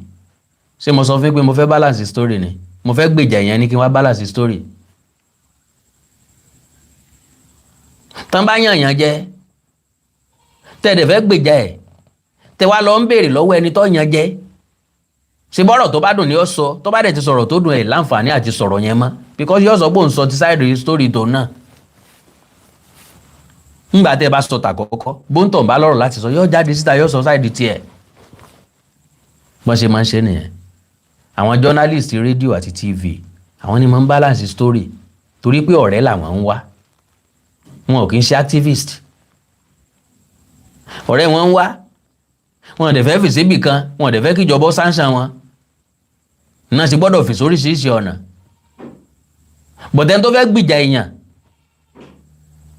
wọn nà mọ́ mi ẹ́ so tó bá débẹ̀ ọkọ̀ọ̀kọ̀ máa béèrè ẹjọ́ ni wọn náà ọkọ̀ wọ́n tàn ní ọkọ̀ọ̀kọ̀ wọ́n tàn lè kanná lójú ọkọ̀ọ̀kọ̀ kó gbàjúbò ńgbà tó bá kẹjọ́ tó bá rò náà ló wá sọ pé at the end of the day náà kò sí bó ti wù kó jẹ́ kò yẹ kó ọ̀nà mọ́ mi. ńgbà tí wọ́n náà tán nà yá rẹ̀ tó wá débẹ̀ ọ̀yà ò kí n má mi ṣe kẹ́ tó máa nà wọ́n ẹ sì lè máa nà yá mi. so tán bá sọ pé mọ́mí ẹ ló dògì wọn nu ó wọ́n sọ pé mọ́mí kí ló dé tẹ́yìn náà fi dògì wọn nù sẹ́ẹ̀ kọjú síbi tẹ́ ń lọ ni sọ̀rọ̀ nítumọ̀ mọ́ sọ̀rọ̀ ò ti rà so ó lè jà mọ́ wọ́n ti nà yá rẹ̀ gbé nù wọ́n ń ṣe nǹkan bẹ́ẹ̀ yẹn gbogbo orin ló ní bá ṣe ń kọ gbogbo òlù ló ní bá ṣe ń jò.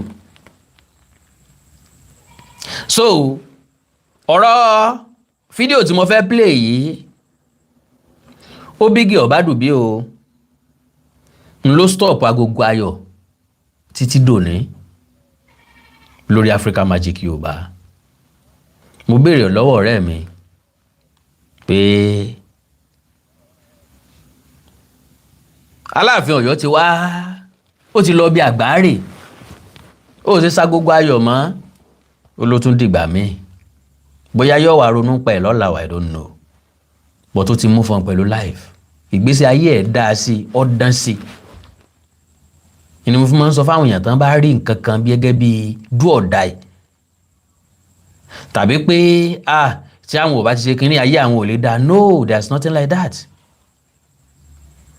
òye tó yé mi ni pé bí ọ̀nà kan ò bá dí ọ̀nà mi ò lè là bọ́nà kan ò bá tínrín ọ̀nà mi ò ní fẹ̀ kò sí nínú yín tó lè sọ fún mi pé tẹ́ ẹ bá bomi sínú kọ́ọ̀pù kan ẹ tún lè bu bíà sínú ẹ̀ nínú the same cup tàbí ẹ bu tíì sínú kọ́ọ̀pù kan ẹ tún fẹ́ bu ògógóró sínú ẹ̀ tàbí ẹ bu tíì sínú kọ́ọ̀pù ẹ bu kọ́fì sínú kọ́ọ̀pù kan ẹ tún wá bu ẹmu sórí ẹ̀ kò possible ẹ kọ́kọ́ máa mú kan tán tàbí kẹ́ ẹ dànù kú kẹ́ ẹ fomi sànù kẹ́ ẹ tó wá bu nǹkan míì sí ni ó túmọ̀ sí pé kó o tó tọ ọ̀nà míì ó kọ́kọ́ fọ̀nà kan lẹ̀ o ti ń lọ wá ọ̀nà ọ̀bẹ ní kí n gbà wọlé Ìwó road ní àbí challenge o ti kọ́kọ́ gbà Ìwó road o wá rí pódọ̀pù wà ń bẹ̀ jẹ́ lọ gbọ̀nà express járe dandan ní kọ́ tọ̀ ń padà o lè gba Ìwó road kó tún gba challenge at the same time.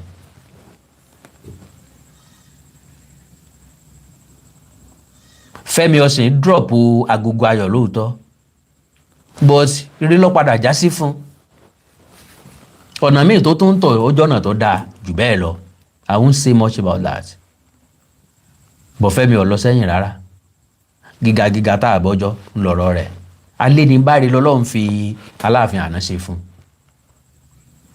ńgbà tá a bá pè yàn bàbá tó dijú mọ́rí bẹ́ẹ̀ tọ́tọ̀ ọmọ lóko nù because of what? Because of mere interview. Why can't you call the guy? Hello àwẹ̀ o mo gbọ́ interview tó lọ ṣe ń fẹ́ o tó ṣe pẹ̀lú ọ̀ni o wá sí tọ̀dọ̀ mi náà gbọ́ tọ̀dọ̀ mi ọ̀yá wá gbọ́ tọ̀dọ̀ mi náà ìyẹn ń jọ̀rọ̀ bọ́ bá dẹ̀ ní mi ò lè wá o ẹ̀ dẹ̀ wẹ́lò mi náà ẹ̀ ṣe interview pẹ̀lú ẹ̀ pé ọ̀dà o ntẹ́ni sọ ni mo fẹ́ debunk kò rí bẹ́ẹ̀. There is grace and opportunity for every one of us to say his or our own side of stories at any time. Ẹnìkan sọ̀rọ̀ láìda ọ̀rẹ́ ó láǹfààní àti debunk ẹ̀ pé kò rí bẹ́ẹ̀ instead tó fi mọ bó ń tọ̀ ń jà. Ṣùgbọ́n àwọn kan tán bá fi ilé ẹjọ́ halẹ̀ wọ́n fọlọ́pàá halẹ̀ ìgbàdógójì rò wájà.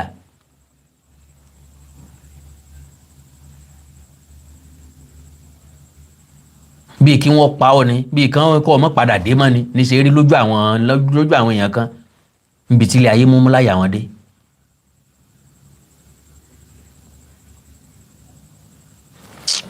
ok ẹja gbọ́rọ̀ Ọọ̀ni tí Ilé-Ifẹ̀. ìkànnì fún ìyìn ló wà tani fún wa láàrin ẹ àtàló wà ní ọwọ́ fi. Fẹ́mi ló ṣe interview yìí. Fẹ́mi ni bàbá Ọọ̀ni àná Ọbọ̀kun Adésíjú Adé ní kí wọ́n lọ gbé fírémù ńlá wá.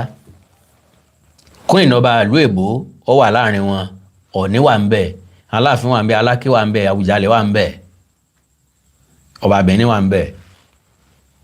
Nígbà náà ni bàbá ń sọ pé bó làwọn jókòó sí, bó ń Queen jókòó sí, ìbò wà l'Aláàfin yín jókòó sí. Tani wà ń bẹ̀ yẹn.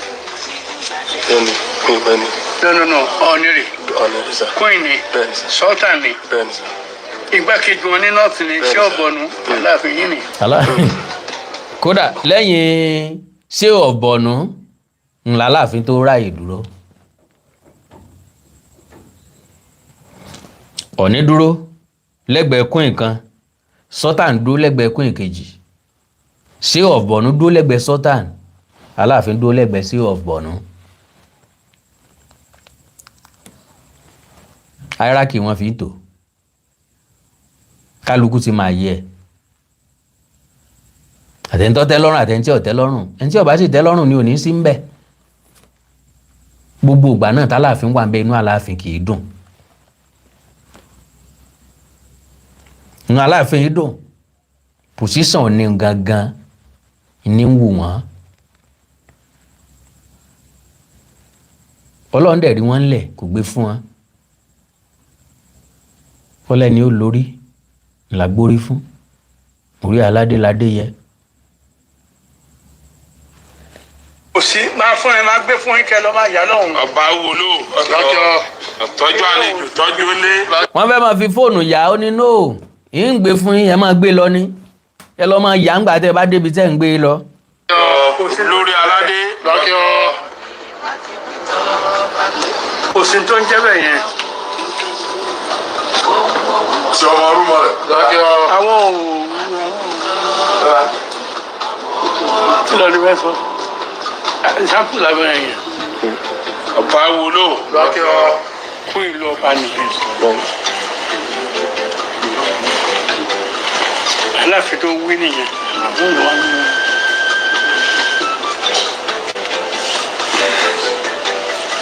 Ọba Benin ó jẹ Aláàfin lọ. Ní bàbá sọ ọba Benin ó ju Aláàfin lọ. Oòduà Máa gbé pàtó márùn yẹn fún ẹ, máa fún mo fún ẹ níyẹn, máa tún fún ẹ lélẹ̀ náà. Kò sì máa gbé àwọn yẹn lọ náà. Bàbá làwọn fọ́n fọ́tò ilé àwọn tó gbé mi fún ọ.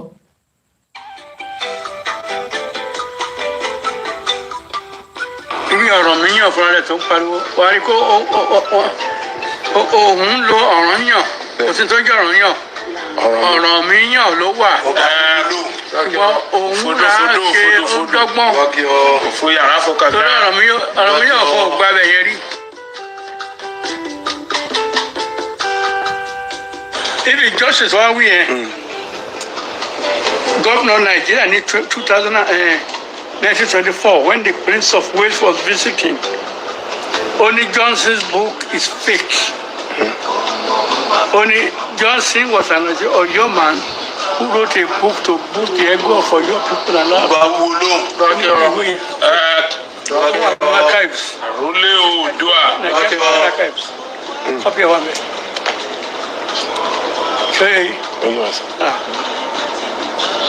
I've any document that is sure. Pé kò tẹ̀ sí tó Aláàfin ò tẹ̀ súnmọ́ ní rárá pàápàá. Ọba wo ló. Ọwọ́ ń tẹ́ ò ní sọ bí Aláàfin ò tiẹ̀ súnmọ́ òní pàápàá. Àwọn fọ́n dọ́kúmẹ̀ntì á fi báàkì ẹ̀, àwọn òròjọ́ òfegè àjàjà òfegè.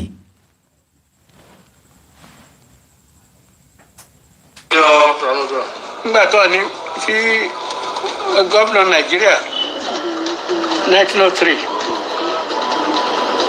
wo ọmọdé fún mi ní gazette federal gazette. Wọ́n lọ mú federal gazette wá, ẹ má jẹ́ kí n fi léyìn gba táìmù yín. Mo ti play ẹ̀, mo ti ka nǹkan tí wọ́n sọ nínú fídíò, mo ti kà ní text. bẹ́ẹ̀ bá wò dáadáa á bèrè lọ́wọ́ ara wa pé do we need all this? Honestly we didn't, we don't. ṣùgbọ́n ẹni tí ń pè ọ́ dákẹ́ bó bá lọ ń gbàgbọ́ ya etí rẹ̀ ọkàn wulẹ̀ dì ní. àwọn èèyàn yẹn wọ́n ń pè mí because gbogbo àwọn nǹkan tó ń ṣe yẹn wọ́n fi ń pè mí ni wọn ò sì dákẹ́. èmi wá fetí pilàbà mo ṣe bí ẹni pé mò ń gbàgbọ́ ya ń gbé tí fẹ́ di ni mo jáde yìí. ń gbé tí ó di ni mo bọ́ ta ẹ̀. àánú Olódùmarè ní fi ń sílẹ̀ o. wàhálà àti ìdààmú bíi tí wù kó kéré ma kò ní jẹ́ ìpín yín o. mi ì mọ̀ o bóyá mo rí èèyàn kan àbí èèyàn méjì tó ní interest láti pè sórí ètò kó tó di pé wọ́n máa lọ. +234 904 851 9362 +234 904 851 9362 tàbí +234 915 147 9599 +234 915 147 9599. nọ́mbà méjì tẹ láǹfààní àti pè sínú.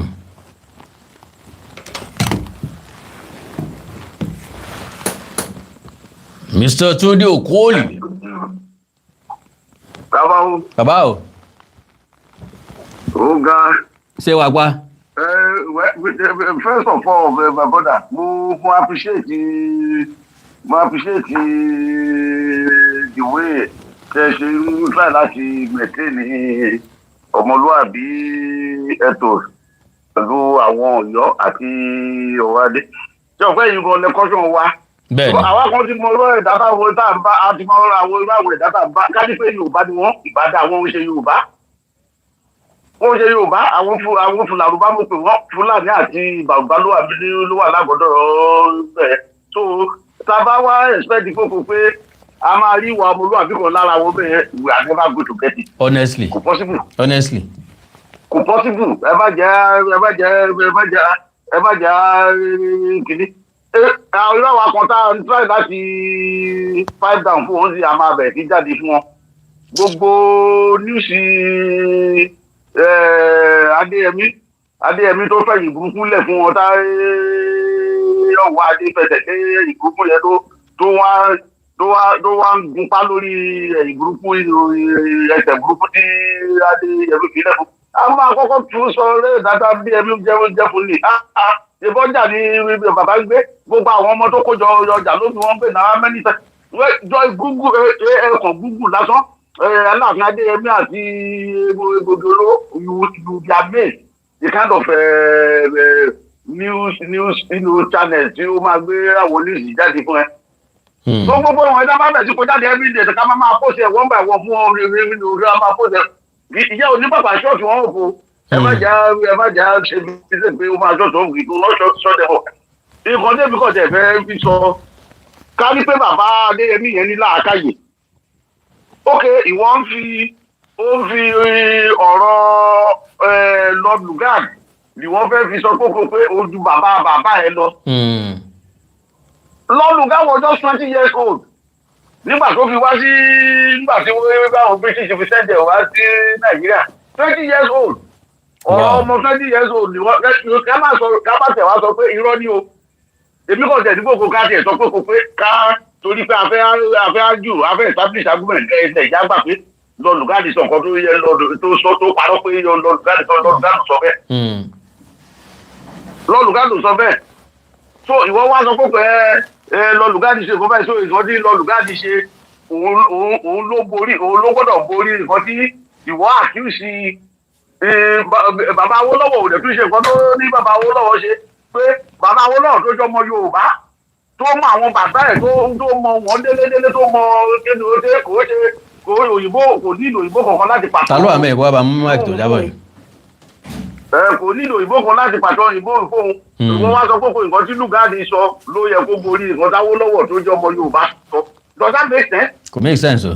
Ẹni ní gbogbo pé most times kí bàbá yẹn tó jáde ó ti máa yọ communicator my brother. Padà lọ wo àwọn fídíò tí pọ́ padà lọ́wọ́ àwọn fídíò tí bàbá yẹn àti interview tó ṣe àti àwọn fídíò tó ti máa ń káwọn ìyọjọ tó máa ń parọ́ fún bàbá yẹn ti háì náà tí máa ṣe ẹ̀dẹ̀mọ̀ nǹkan tí bàbá ti kí símú tó ti kí símú tó ti kí sẹ́nu ló jẹ́ kó háì bẹ́ẹ̀ wá rí gbogbo ìwọ sọ́ọ̀dì wọ́n gbé náà lọ́sì nínú láti háì ó ti máa ń láti gba kíní ẹ̀yẹn yóò kó ló ti pé ó máa bọ́ sí kó ló ti máa bọ́ sí àyínú tó kó ló ti máa bọ́ sí iwájú máa sọ àwọn ọ̀rọ̀ kátàkátà tó máa sọ yẹn tọ́ọ̀rẹ́ òní kórìlẹ̀ kò jẹ́ ọmọ wọn gan gbọ́dọ̀ máa pàtó àwọn ìtàn rádaràdá tí bàbá yẹn pa lẹ́nu tó pa báwọn ọ̀yọ́ táwọn fúlàní báyẹn tẹ̀ ọ́ dẹ̀ wà á mú wálé lórí ẹ ókè o tẹ bá mọ̀ fún ókè o ṣèbí ẹgbà adéyẹmí gbọ́ ẹni tó wà dé ilé náà wà dé fi ṣe gàràgàrà yìí ìbá lọ Ifẹ̀ kó lọ rán ọ ní iṣẹ́ ní kó jẹ lọ ránṣẹ́ wò. tàbí náà. ó sọ fún mi àbíọ superior ó yá lọ Ìbàdàn no kọ́ má lọ Ìsàlẹ̀kó ti jìnnà jù lọ Ìbàdàn lọ bólúbàdàn kẹ́ lọ sí kíní ìwá fún mi. lọ sọ bólúbàdàn gba kíní kó lọ bá ń fún kó ní pé mo ní kó wá rí mi o káwo bó ṣe fẹ́ rí fún. àbí ṣe o ṣáà lè sọ pé ó jẹ́ superior yọ̀kan. kọ́ ọmọ lè ránṣẹ́ bẹ́ẹ̀ yẹn bá sí. unfortunately for the man bàbá àti ẹ̀ ló wà lórí oyè nígbà tí àwọn òyìnbó approach bandit friend wọn Aláàfin pé ìjàmbá yìí ṣẹlẹ̀ ní Rẹ́mọ àti láàrin Àkàrìgbò àti Ẹlẹ́pẹ̀ọ́ tó ní lọ́ba parí bàbá àti ẹ̀ ní o tó ní làákàyè tó ní pé irọ́ èmi ò lè èmi kọ́ ọ ní bàbá wa ló lè ṣe ọkọjá agbára rú wa. bẹ́ẹ̀ kì í jáde ẹ máa lọ bẹ́ẹ̀ ni pé kò nílò orí tradition gbà kó jáde ẹ máa lọ bẹ́ẹ̀ ni wọ́n lè lọ wọ àwọn ìbò lẹ́.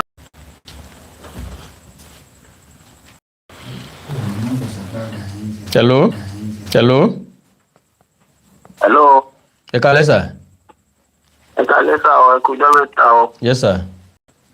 Àwíkónkó là ń bá sọ̀rọ̀. bẹ́ẹ̀ni. ok láti London láti ń pè o. mo mọ̀. Òfúrọ̀lá lórúkọ mi ò Ṣẹ́gun Ọláwálé. ó máa tàn mẹ́rin tó bá ti sẹ́yìn bá. all right.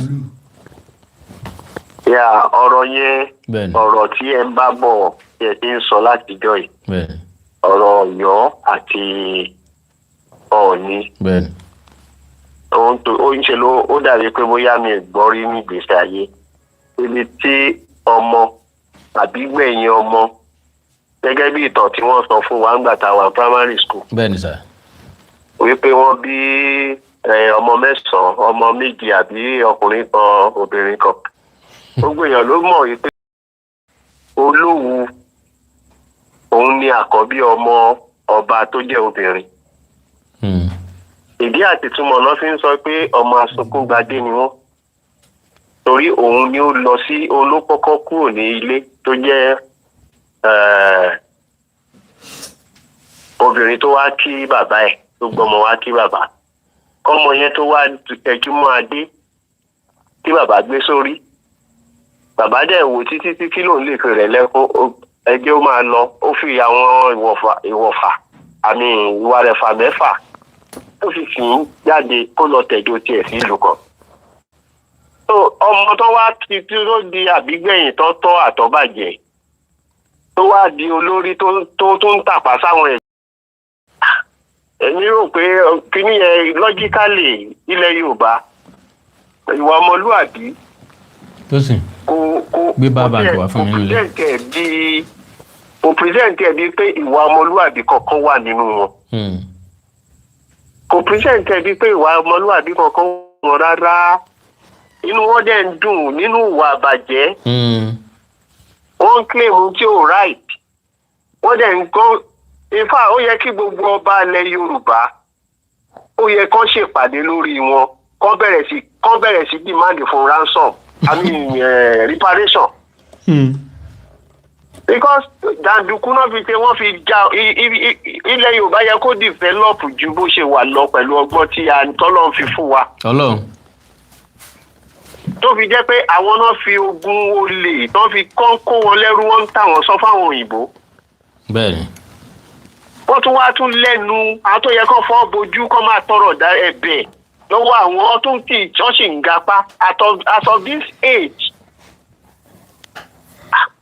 very very disheartening. Honestly, sir. Tó bá ń gbọ́ very very disheartening.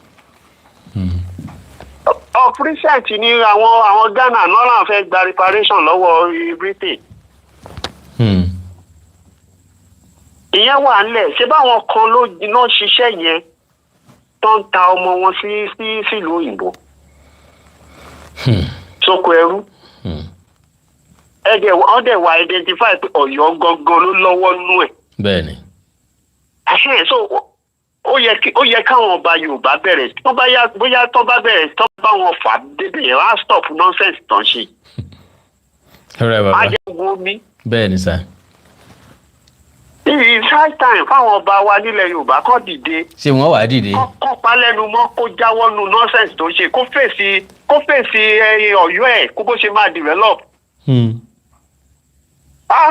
Somebody that came from Canada, calling yourself a minister of God. Ó tó di pé ó dọba, ó wá dọba yẹn tán, etí ẹ wá di sí gbogbo kìíní, ó follow principle, follow tó uphold ní Canada tó wà. Facebook àbí? Ó ti kúrò àwọn tí wọ́n tán fi kúrò nílùú yẹn, ojú wọn náà fẹ́ máa fi wò. Wọ́n á jáde bẹ́ẹ̀. Ṣé wọn ò ní tìjú ni? Kò yé mi náà. Wọ́n dẹ̀ ṣe sọ kínní yìí pẹ̀lú a lot of problem tó ní lọ́rùn. Ó jọba ìpọ́sù kan èèyàn kú mọ́ ẹ lọ́wọ́. Ó tún sì wà nù pé ó sì ń jàjà supremacy for what? Kí ló fẹ́ fi ṣe? Kò yé mi o. Kò yé wa o. This is too bad. Kò yé wa o. This is too bad. Ó show pé gbogbo àwọn ọmọ Ọ̀yọ́ yẹn they are bunch of the same thing. Of course wọ́n ṣe Yorùbá gidi. Inú mi dùn pé gbogbo wa ti gbà. Yorùbá gidi ni wọ́n àti máa ráhùn tó máa pè wọ́n ṣàkíyèsí pé this is rubbish. Ọlọ́run.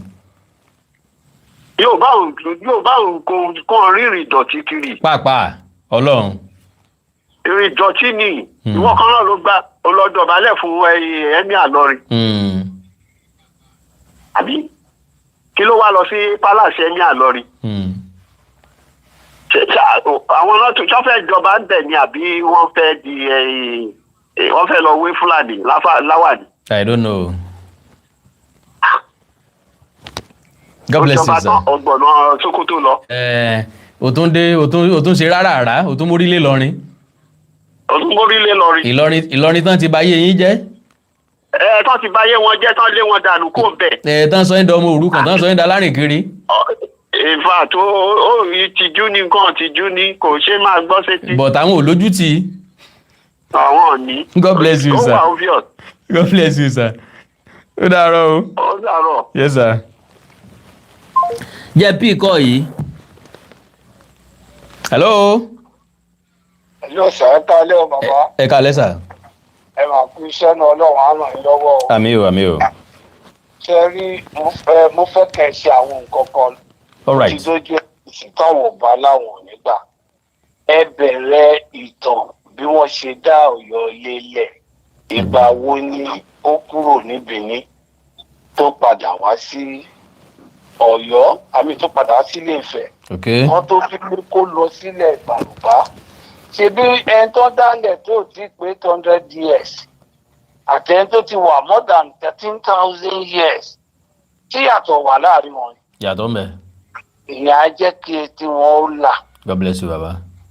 Ṣé rí Ìlọrin kò fẹ̀ lẹ́rú rí kò bàdàn lẹ́rú rí. Ọ̀yọ́ tó dẹ̀ wà presently ó yàtọ̀ sọ́yọ̀ọ́lé. Bẹ́ẹ̀ni.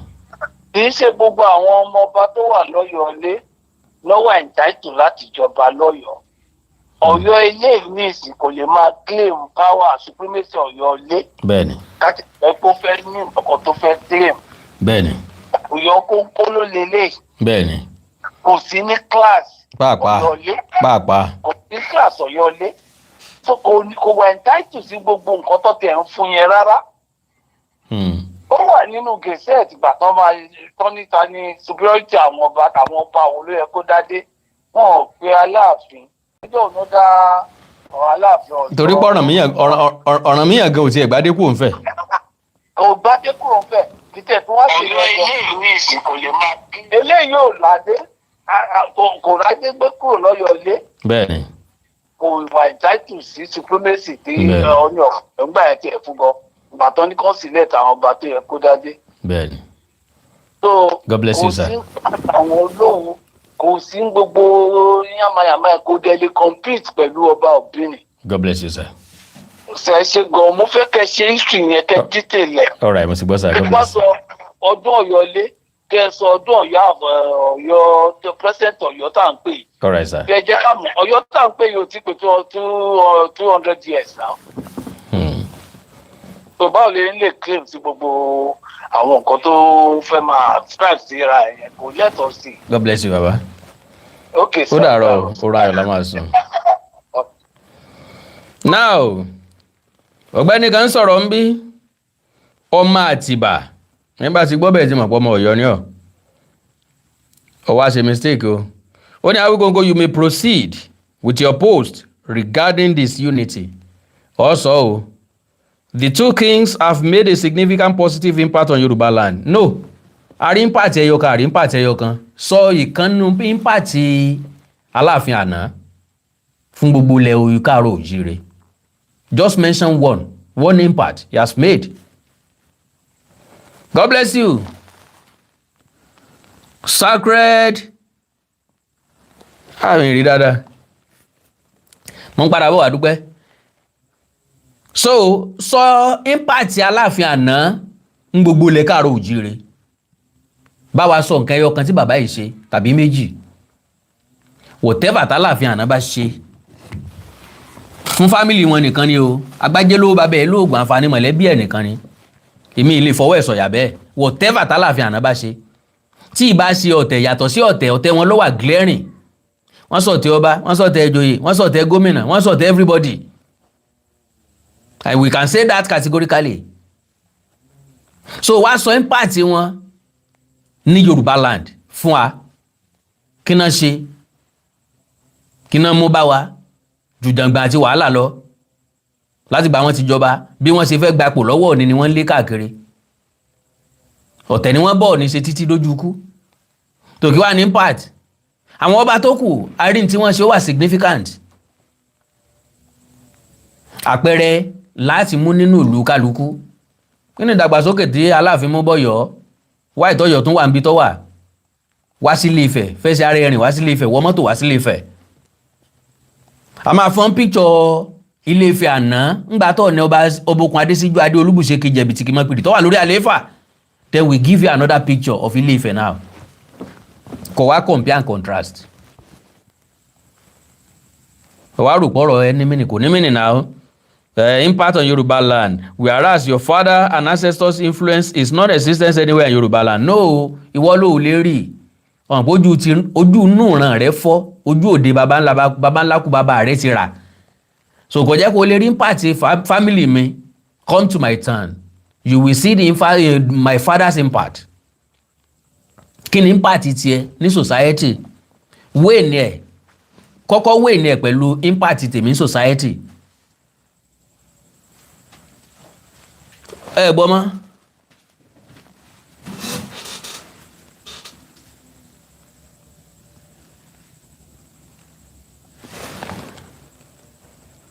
Ẹ máa gbọ́ o. Ṣé wọ́n gbọ́? Wọ́n gbọ́rọ̀ mi báyìí. Lórí Facebook. Àbò yín lẹ̀. My father's impact. Kí ni impact tiẹ̀ ní society? Ó lọ Facebook mọ́ wa. Kọ́kọ́ wé ni ẹ̀ pẹ̀lú impact tèmi. Ẹ gbọ́ mọ́.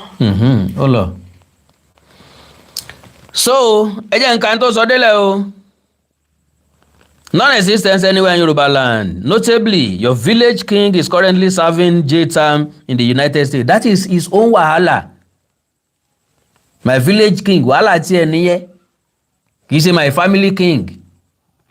It's not my king. Mi ò lọ́ba, èmi lọ́ba nù ilé wa. Bàbá mi lọ́ba. Bàbá mi ti lọ. Arọ́pọ̀lọpọ̀ ọba, àwọn ẹ̀gbọ́n mi ọba ni wọ́n. Èmi náà ọba nù ilé mi. Ó rí lẹ̀kẹ̀ lọ́rùn mi. Tọ́wọ́ fẹ́ kí n ká adéjáde ní ìsìnkú akóríṣiríṣi adéjáde fún ọ. Ìwọ nìgbésí ayé rẹ ò nítumọ̀ tó ń wá àtàchí kiri.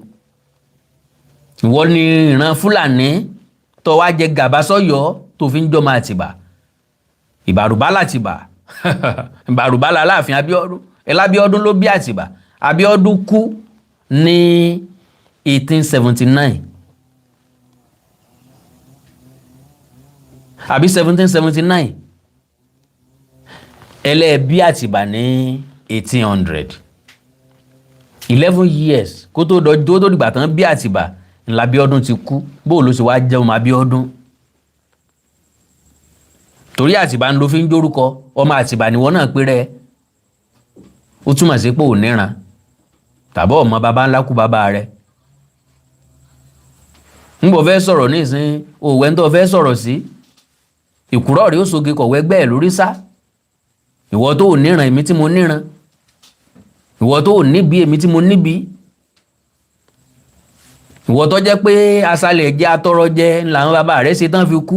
Òyìnbó ìran bára níran yín gbà. Wàá fẹ́ sọ̀rọ̀ sí mi ọmọ níbi níran. Ìpè kọ́kọ́rọ́ orí rẹ ti sọnù.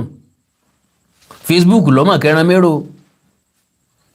Bí ọba wa jẹ́ bẹ́ẹ̀ irú ẹ ń gbòròbo síta ni. Èmi sí ọ ìwọ sópo wáyà. Ìbò ló ti polo ẹnu. Wá ní okay, unity is starting to prevail. Lọ́nà wo, rendering your criticism isolated, you will soon perish. Ọmọ ìrankíran ẹlẹ́nu wíwọ́. Okay, bàbá rẹ ti perish. Ìwọ ló kù tó fẹ́ perish. Ńbo lẹ́nu mi wọ́ sí, ẹnu tó rẹwà ẹnu tó fàìn yìí. Ìwọ gan kò dàbí kọ́ ọmọ pọ́n mi létè lá. O rójú mi tó gún régé, ìwọ gbójú tiẹ̀ ta. Bí kìnìún ọba ti wà ọ́ lẹ́ẹ̀kẹ́. Kẹrúkẹrú abilala lẹ́nu, ẹ̀yin kìnìún wà lẹ́ẹ̀kẹ́, ẹ̀yin ni tiger wà lẹ́ẹ̀kẹ́, you fight lion. So ńgbà tó wá wò mí dáadáa ní ìsìn ṣé ń jọyàn. Mo jọyàn mo dájú bàbá tó bí ọ lọ. Kò sẹ́ni tó dáa tó mi ràn yín. Ọmọ ìrankíran ni àtòkò wá balẹ̀ jẹ́, ọmọ ìrankíran. So bọ́ bá délé kó bá mú sẹ́ńjì díẹ̀ fún àwọn mọ̀lẹ́bí yín. Kò pé mo ní ìwọ lọ máa gbé ìwọ ló gé níka o. Nínú gbogbo ilé tó sọ gbogbo ilé yín di ọmọ ilé agéka tán fi ń pelé yín nílé agéka. Ìwọ lọmọ ọsàn tí kó gbogbo bá mọ̀ mẹ́ẹ̀. Sọ fún wọn pé mo ní ìwọ ni wọ́n pa adìẹ kan fún fọ́jọ́ ìbí tó lójórí adìẹ méjì. Má gbàgbé o, sọ pé mo ní kó sọ fún wọn wípé ìwọ lọmọ atiro tó ra bàtà ẹsẹ̀ kan fún ìyá rẹ̀. Ó fẹ́ gbọ́rọ̀ ni. Ó yẹ kí n lé ọ kúrò lórí Facebook mi kó mọ́ra èdè bẹ̀ mọ́. Torí pé irú ọmọ Àtìbà tiẹ̀ kò níran.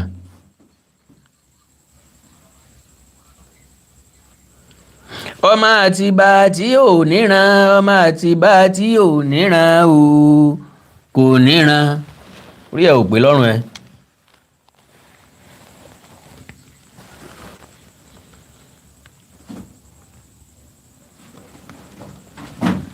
ń bọ̀ ẹ má bí náà yẹn mi o, mo fẹ́ wá nǹkan ni o.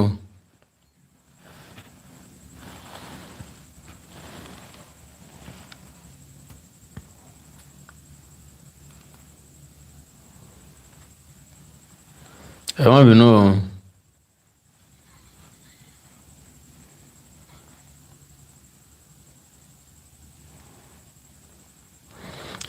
Olórí burúkú ẹ̀ ti bọ́, ó ti sọ̀rọ̀ sí ìgbìyànjú náà.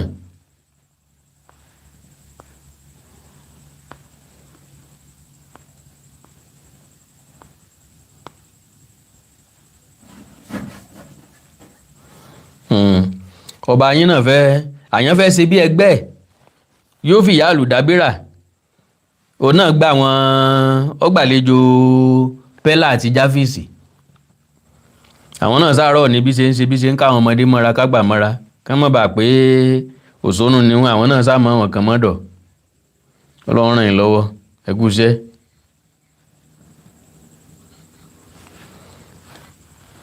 Oh my God.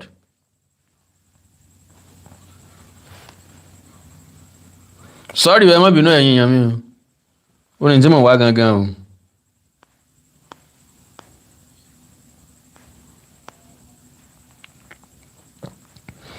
ó ní tí mò ń wá o ìgbàdẹ̀ ti rí. So now lórí ẹja kò lórí ti òpònú ọmọ ìrankíran o káwọn fi ti ìgbà kó wa o. ti gbìyànjú okay ọmọ àti ìbàjẹ́ bodos by your actions it appears you are not one of us. Ìgbìyànjú ló tó ń fún lẹ́sìn bíi for real. How do you always seem to seek the downfall of your home people? If people don't stand firm against you, you will. Ó ti palẹ̀ wa run. Even with the speech made by the Igbo spokesperson at the Healthcare Initiative Conference in Abuja regarding Southern Traditional Councils, which the Ọmọ Atiba seem to be joyful about, how does that correlate with the Ooni being the co-permanent chairman of Traditional Rulers Council at the federal level in Nigeria? Why is there no good recorded history of Atiba Agodoyo, but rather bad ones, including conspiring with enemies to harm Aláàfin Olúewu, having Ọjà and Elebu, his brother, your helper, Ọ̀páwọn, and even their daughter, Ẹfúnrogún, Ọ̀páwọn, who was given to you as a wife, loaned you her father's crown, yet you had a hand in her Oku. Upon that, you took their land and still want them to be your slave, and you went against their elevation in recent times. Let's say that was then, but before I go into that, I must not forget the alleged Iku Bodetamans. What about the Iku Amdolon Oshebi and Baba Oyotunji? We still have records of bad deeds from Atiba's descent, including conspiracy with Olubadan and Son Ogbomoso against Onisijuade on chairmanship rotation by late Lamidi, which now seems to be backfiring. Should we discuss the late Lamidi deed to our Imperial Majesty Olubadan Kabiyesi Ladoja, the current chairman of Oyo State Council of Obas, which he openly bragged about in a video? This is an era of truth and justice. Ìdájọ́ Ọlọ́run ti dé, ṣùgbọ́n ẹ ò fura. Ilé yìí ò ti tó mi láti máa lọ. Ìgbìyànjú, you make my day. Ọmọ Àtìbà yẹn ni mò ń wá tí mo fi rí o. Ṣé kí n lé kúrò ní ẹjẹ́ ń lé kúrò ní péèjì mi? Kọ́mọ́ra ìwà mọ́ láéláé.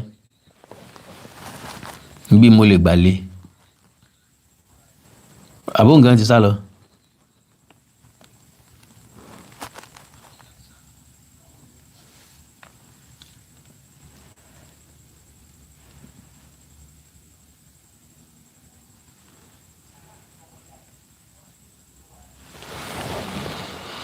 Okay, lórí ọ̀rọ̀ Yorùbá lẹ́sìn wa, ẹ̀yin tẹ́ wà l'Amẹ́ríkà àti Canada, ìlú méjèèjì la máa kó papọ̀ torí time. Àwọn tó wà ní UK àti Europe tó kù, a máa kó àwọn náà papọ̀ ní ìlú, a máa kó àwọn náà papọ̀ fún ẹ̀kọ́. Lágbára Ọlọ́run a máa bẹ̀rẹ̀ ní oṣù karùn-ún. Ìforúkọsílẹ̀ ń lọ lọ́wọ́, ẹ fẹ́ forúkọ ọmọ yín sílẹ̀, +234 904 851 9362 +234 904 851 9362. Ẹ like ẹ follow page mi lórí Facebook Awikonko Television, ẹ bá ń like ẹ o, ẹ bá ń follow ẹ o, Awikonko Television, Awikonko Television, Awikonko Television, Awikonko TV lọ́tọ̀, Awikonko Television lọ́tọ̀, Awikonko Television mo sọ nípa rẹ̀. Bákan náà ẹ lọ máa wo Onídèmọdè game show ní Onídèmọdè TV. Ẹ máa rí Onídèmọdè ńbẹ̀ game show fún èdè àti àṣà Yorùbá ìgbélárugẹ. Bákan náà Ojú Òṣùpá mbẹ́mbẹ́, àwọn àlọ́ tá a máa ń pa láyé àtijọ́ òun náà mbẹ́mbẹ́. Ẹ subscribe sí YouTube channel tẹ́ wà yìí kó tó di pé ẹ kúrò ńbẹ̀, Awikonko TV, Awikonko TV. Ẹni nǹkan pàtàkì tẹ́ fẹ́ kájọ sọ ẹjá sọ lórí WhatsApp +234 904 851 9362 +234 904 851 9362. Do you know the irony? Gbogbo àwọn ọmọ Ọ̀yọ́ tí wọ́n máa ń sọ̀rọ̀ tán máa ń post nonsense yìí, kò sí ẹni tí mo wọ live ẹ̀ rí débi tí màá sọ̀rọ̀ sí wọn. Mi ráàyè, tèmi ní láti fún yín lésì normally and properly. God bless you. Orun rẹ̀ lásùn àní tó jọ ndójúkọ. I love you all. Ó dàárọ̀. Bye gàrí o. Gbogbo ẹ̀yin tẹ́ ra sticker fún mi náà ní tán wò yín o. Ẹni dẹni àná, ẹni dolówó àná, ẹni náà kan tán kẹ́ tó rí mi. Mr. Sacred. God bless you. God bless you. Ọlọ́wọ́ bá ń kí ó dàárọ̀ o òrùn ayọ̀ lásùn o bye gàrí o.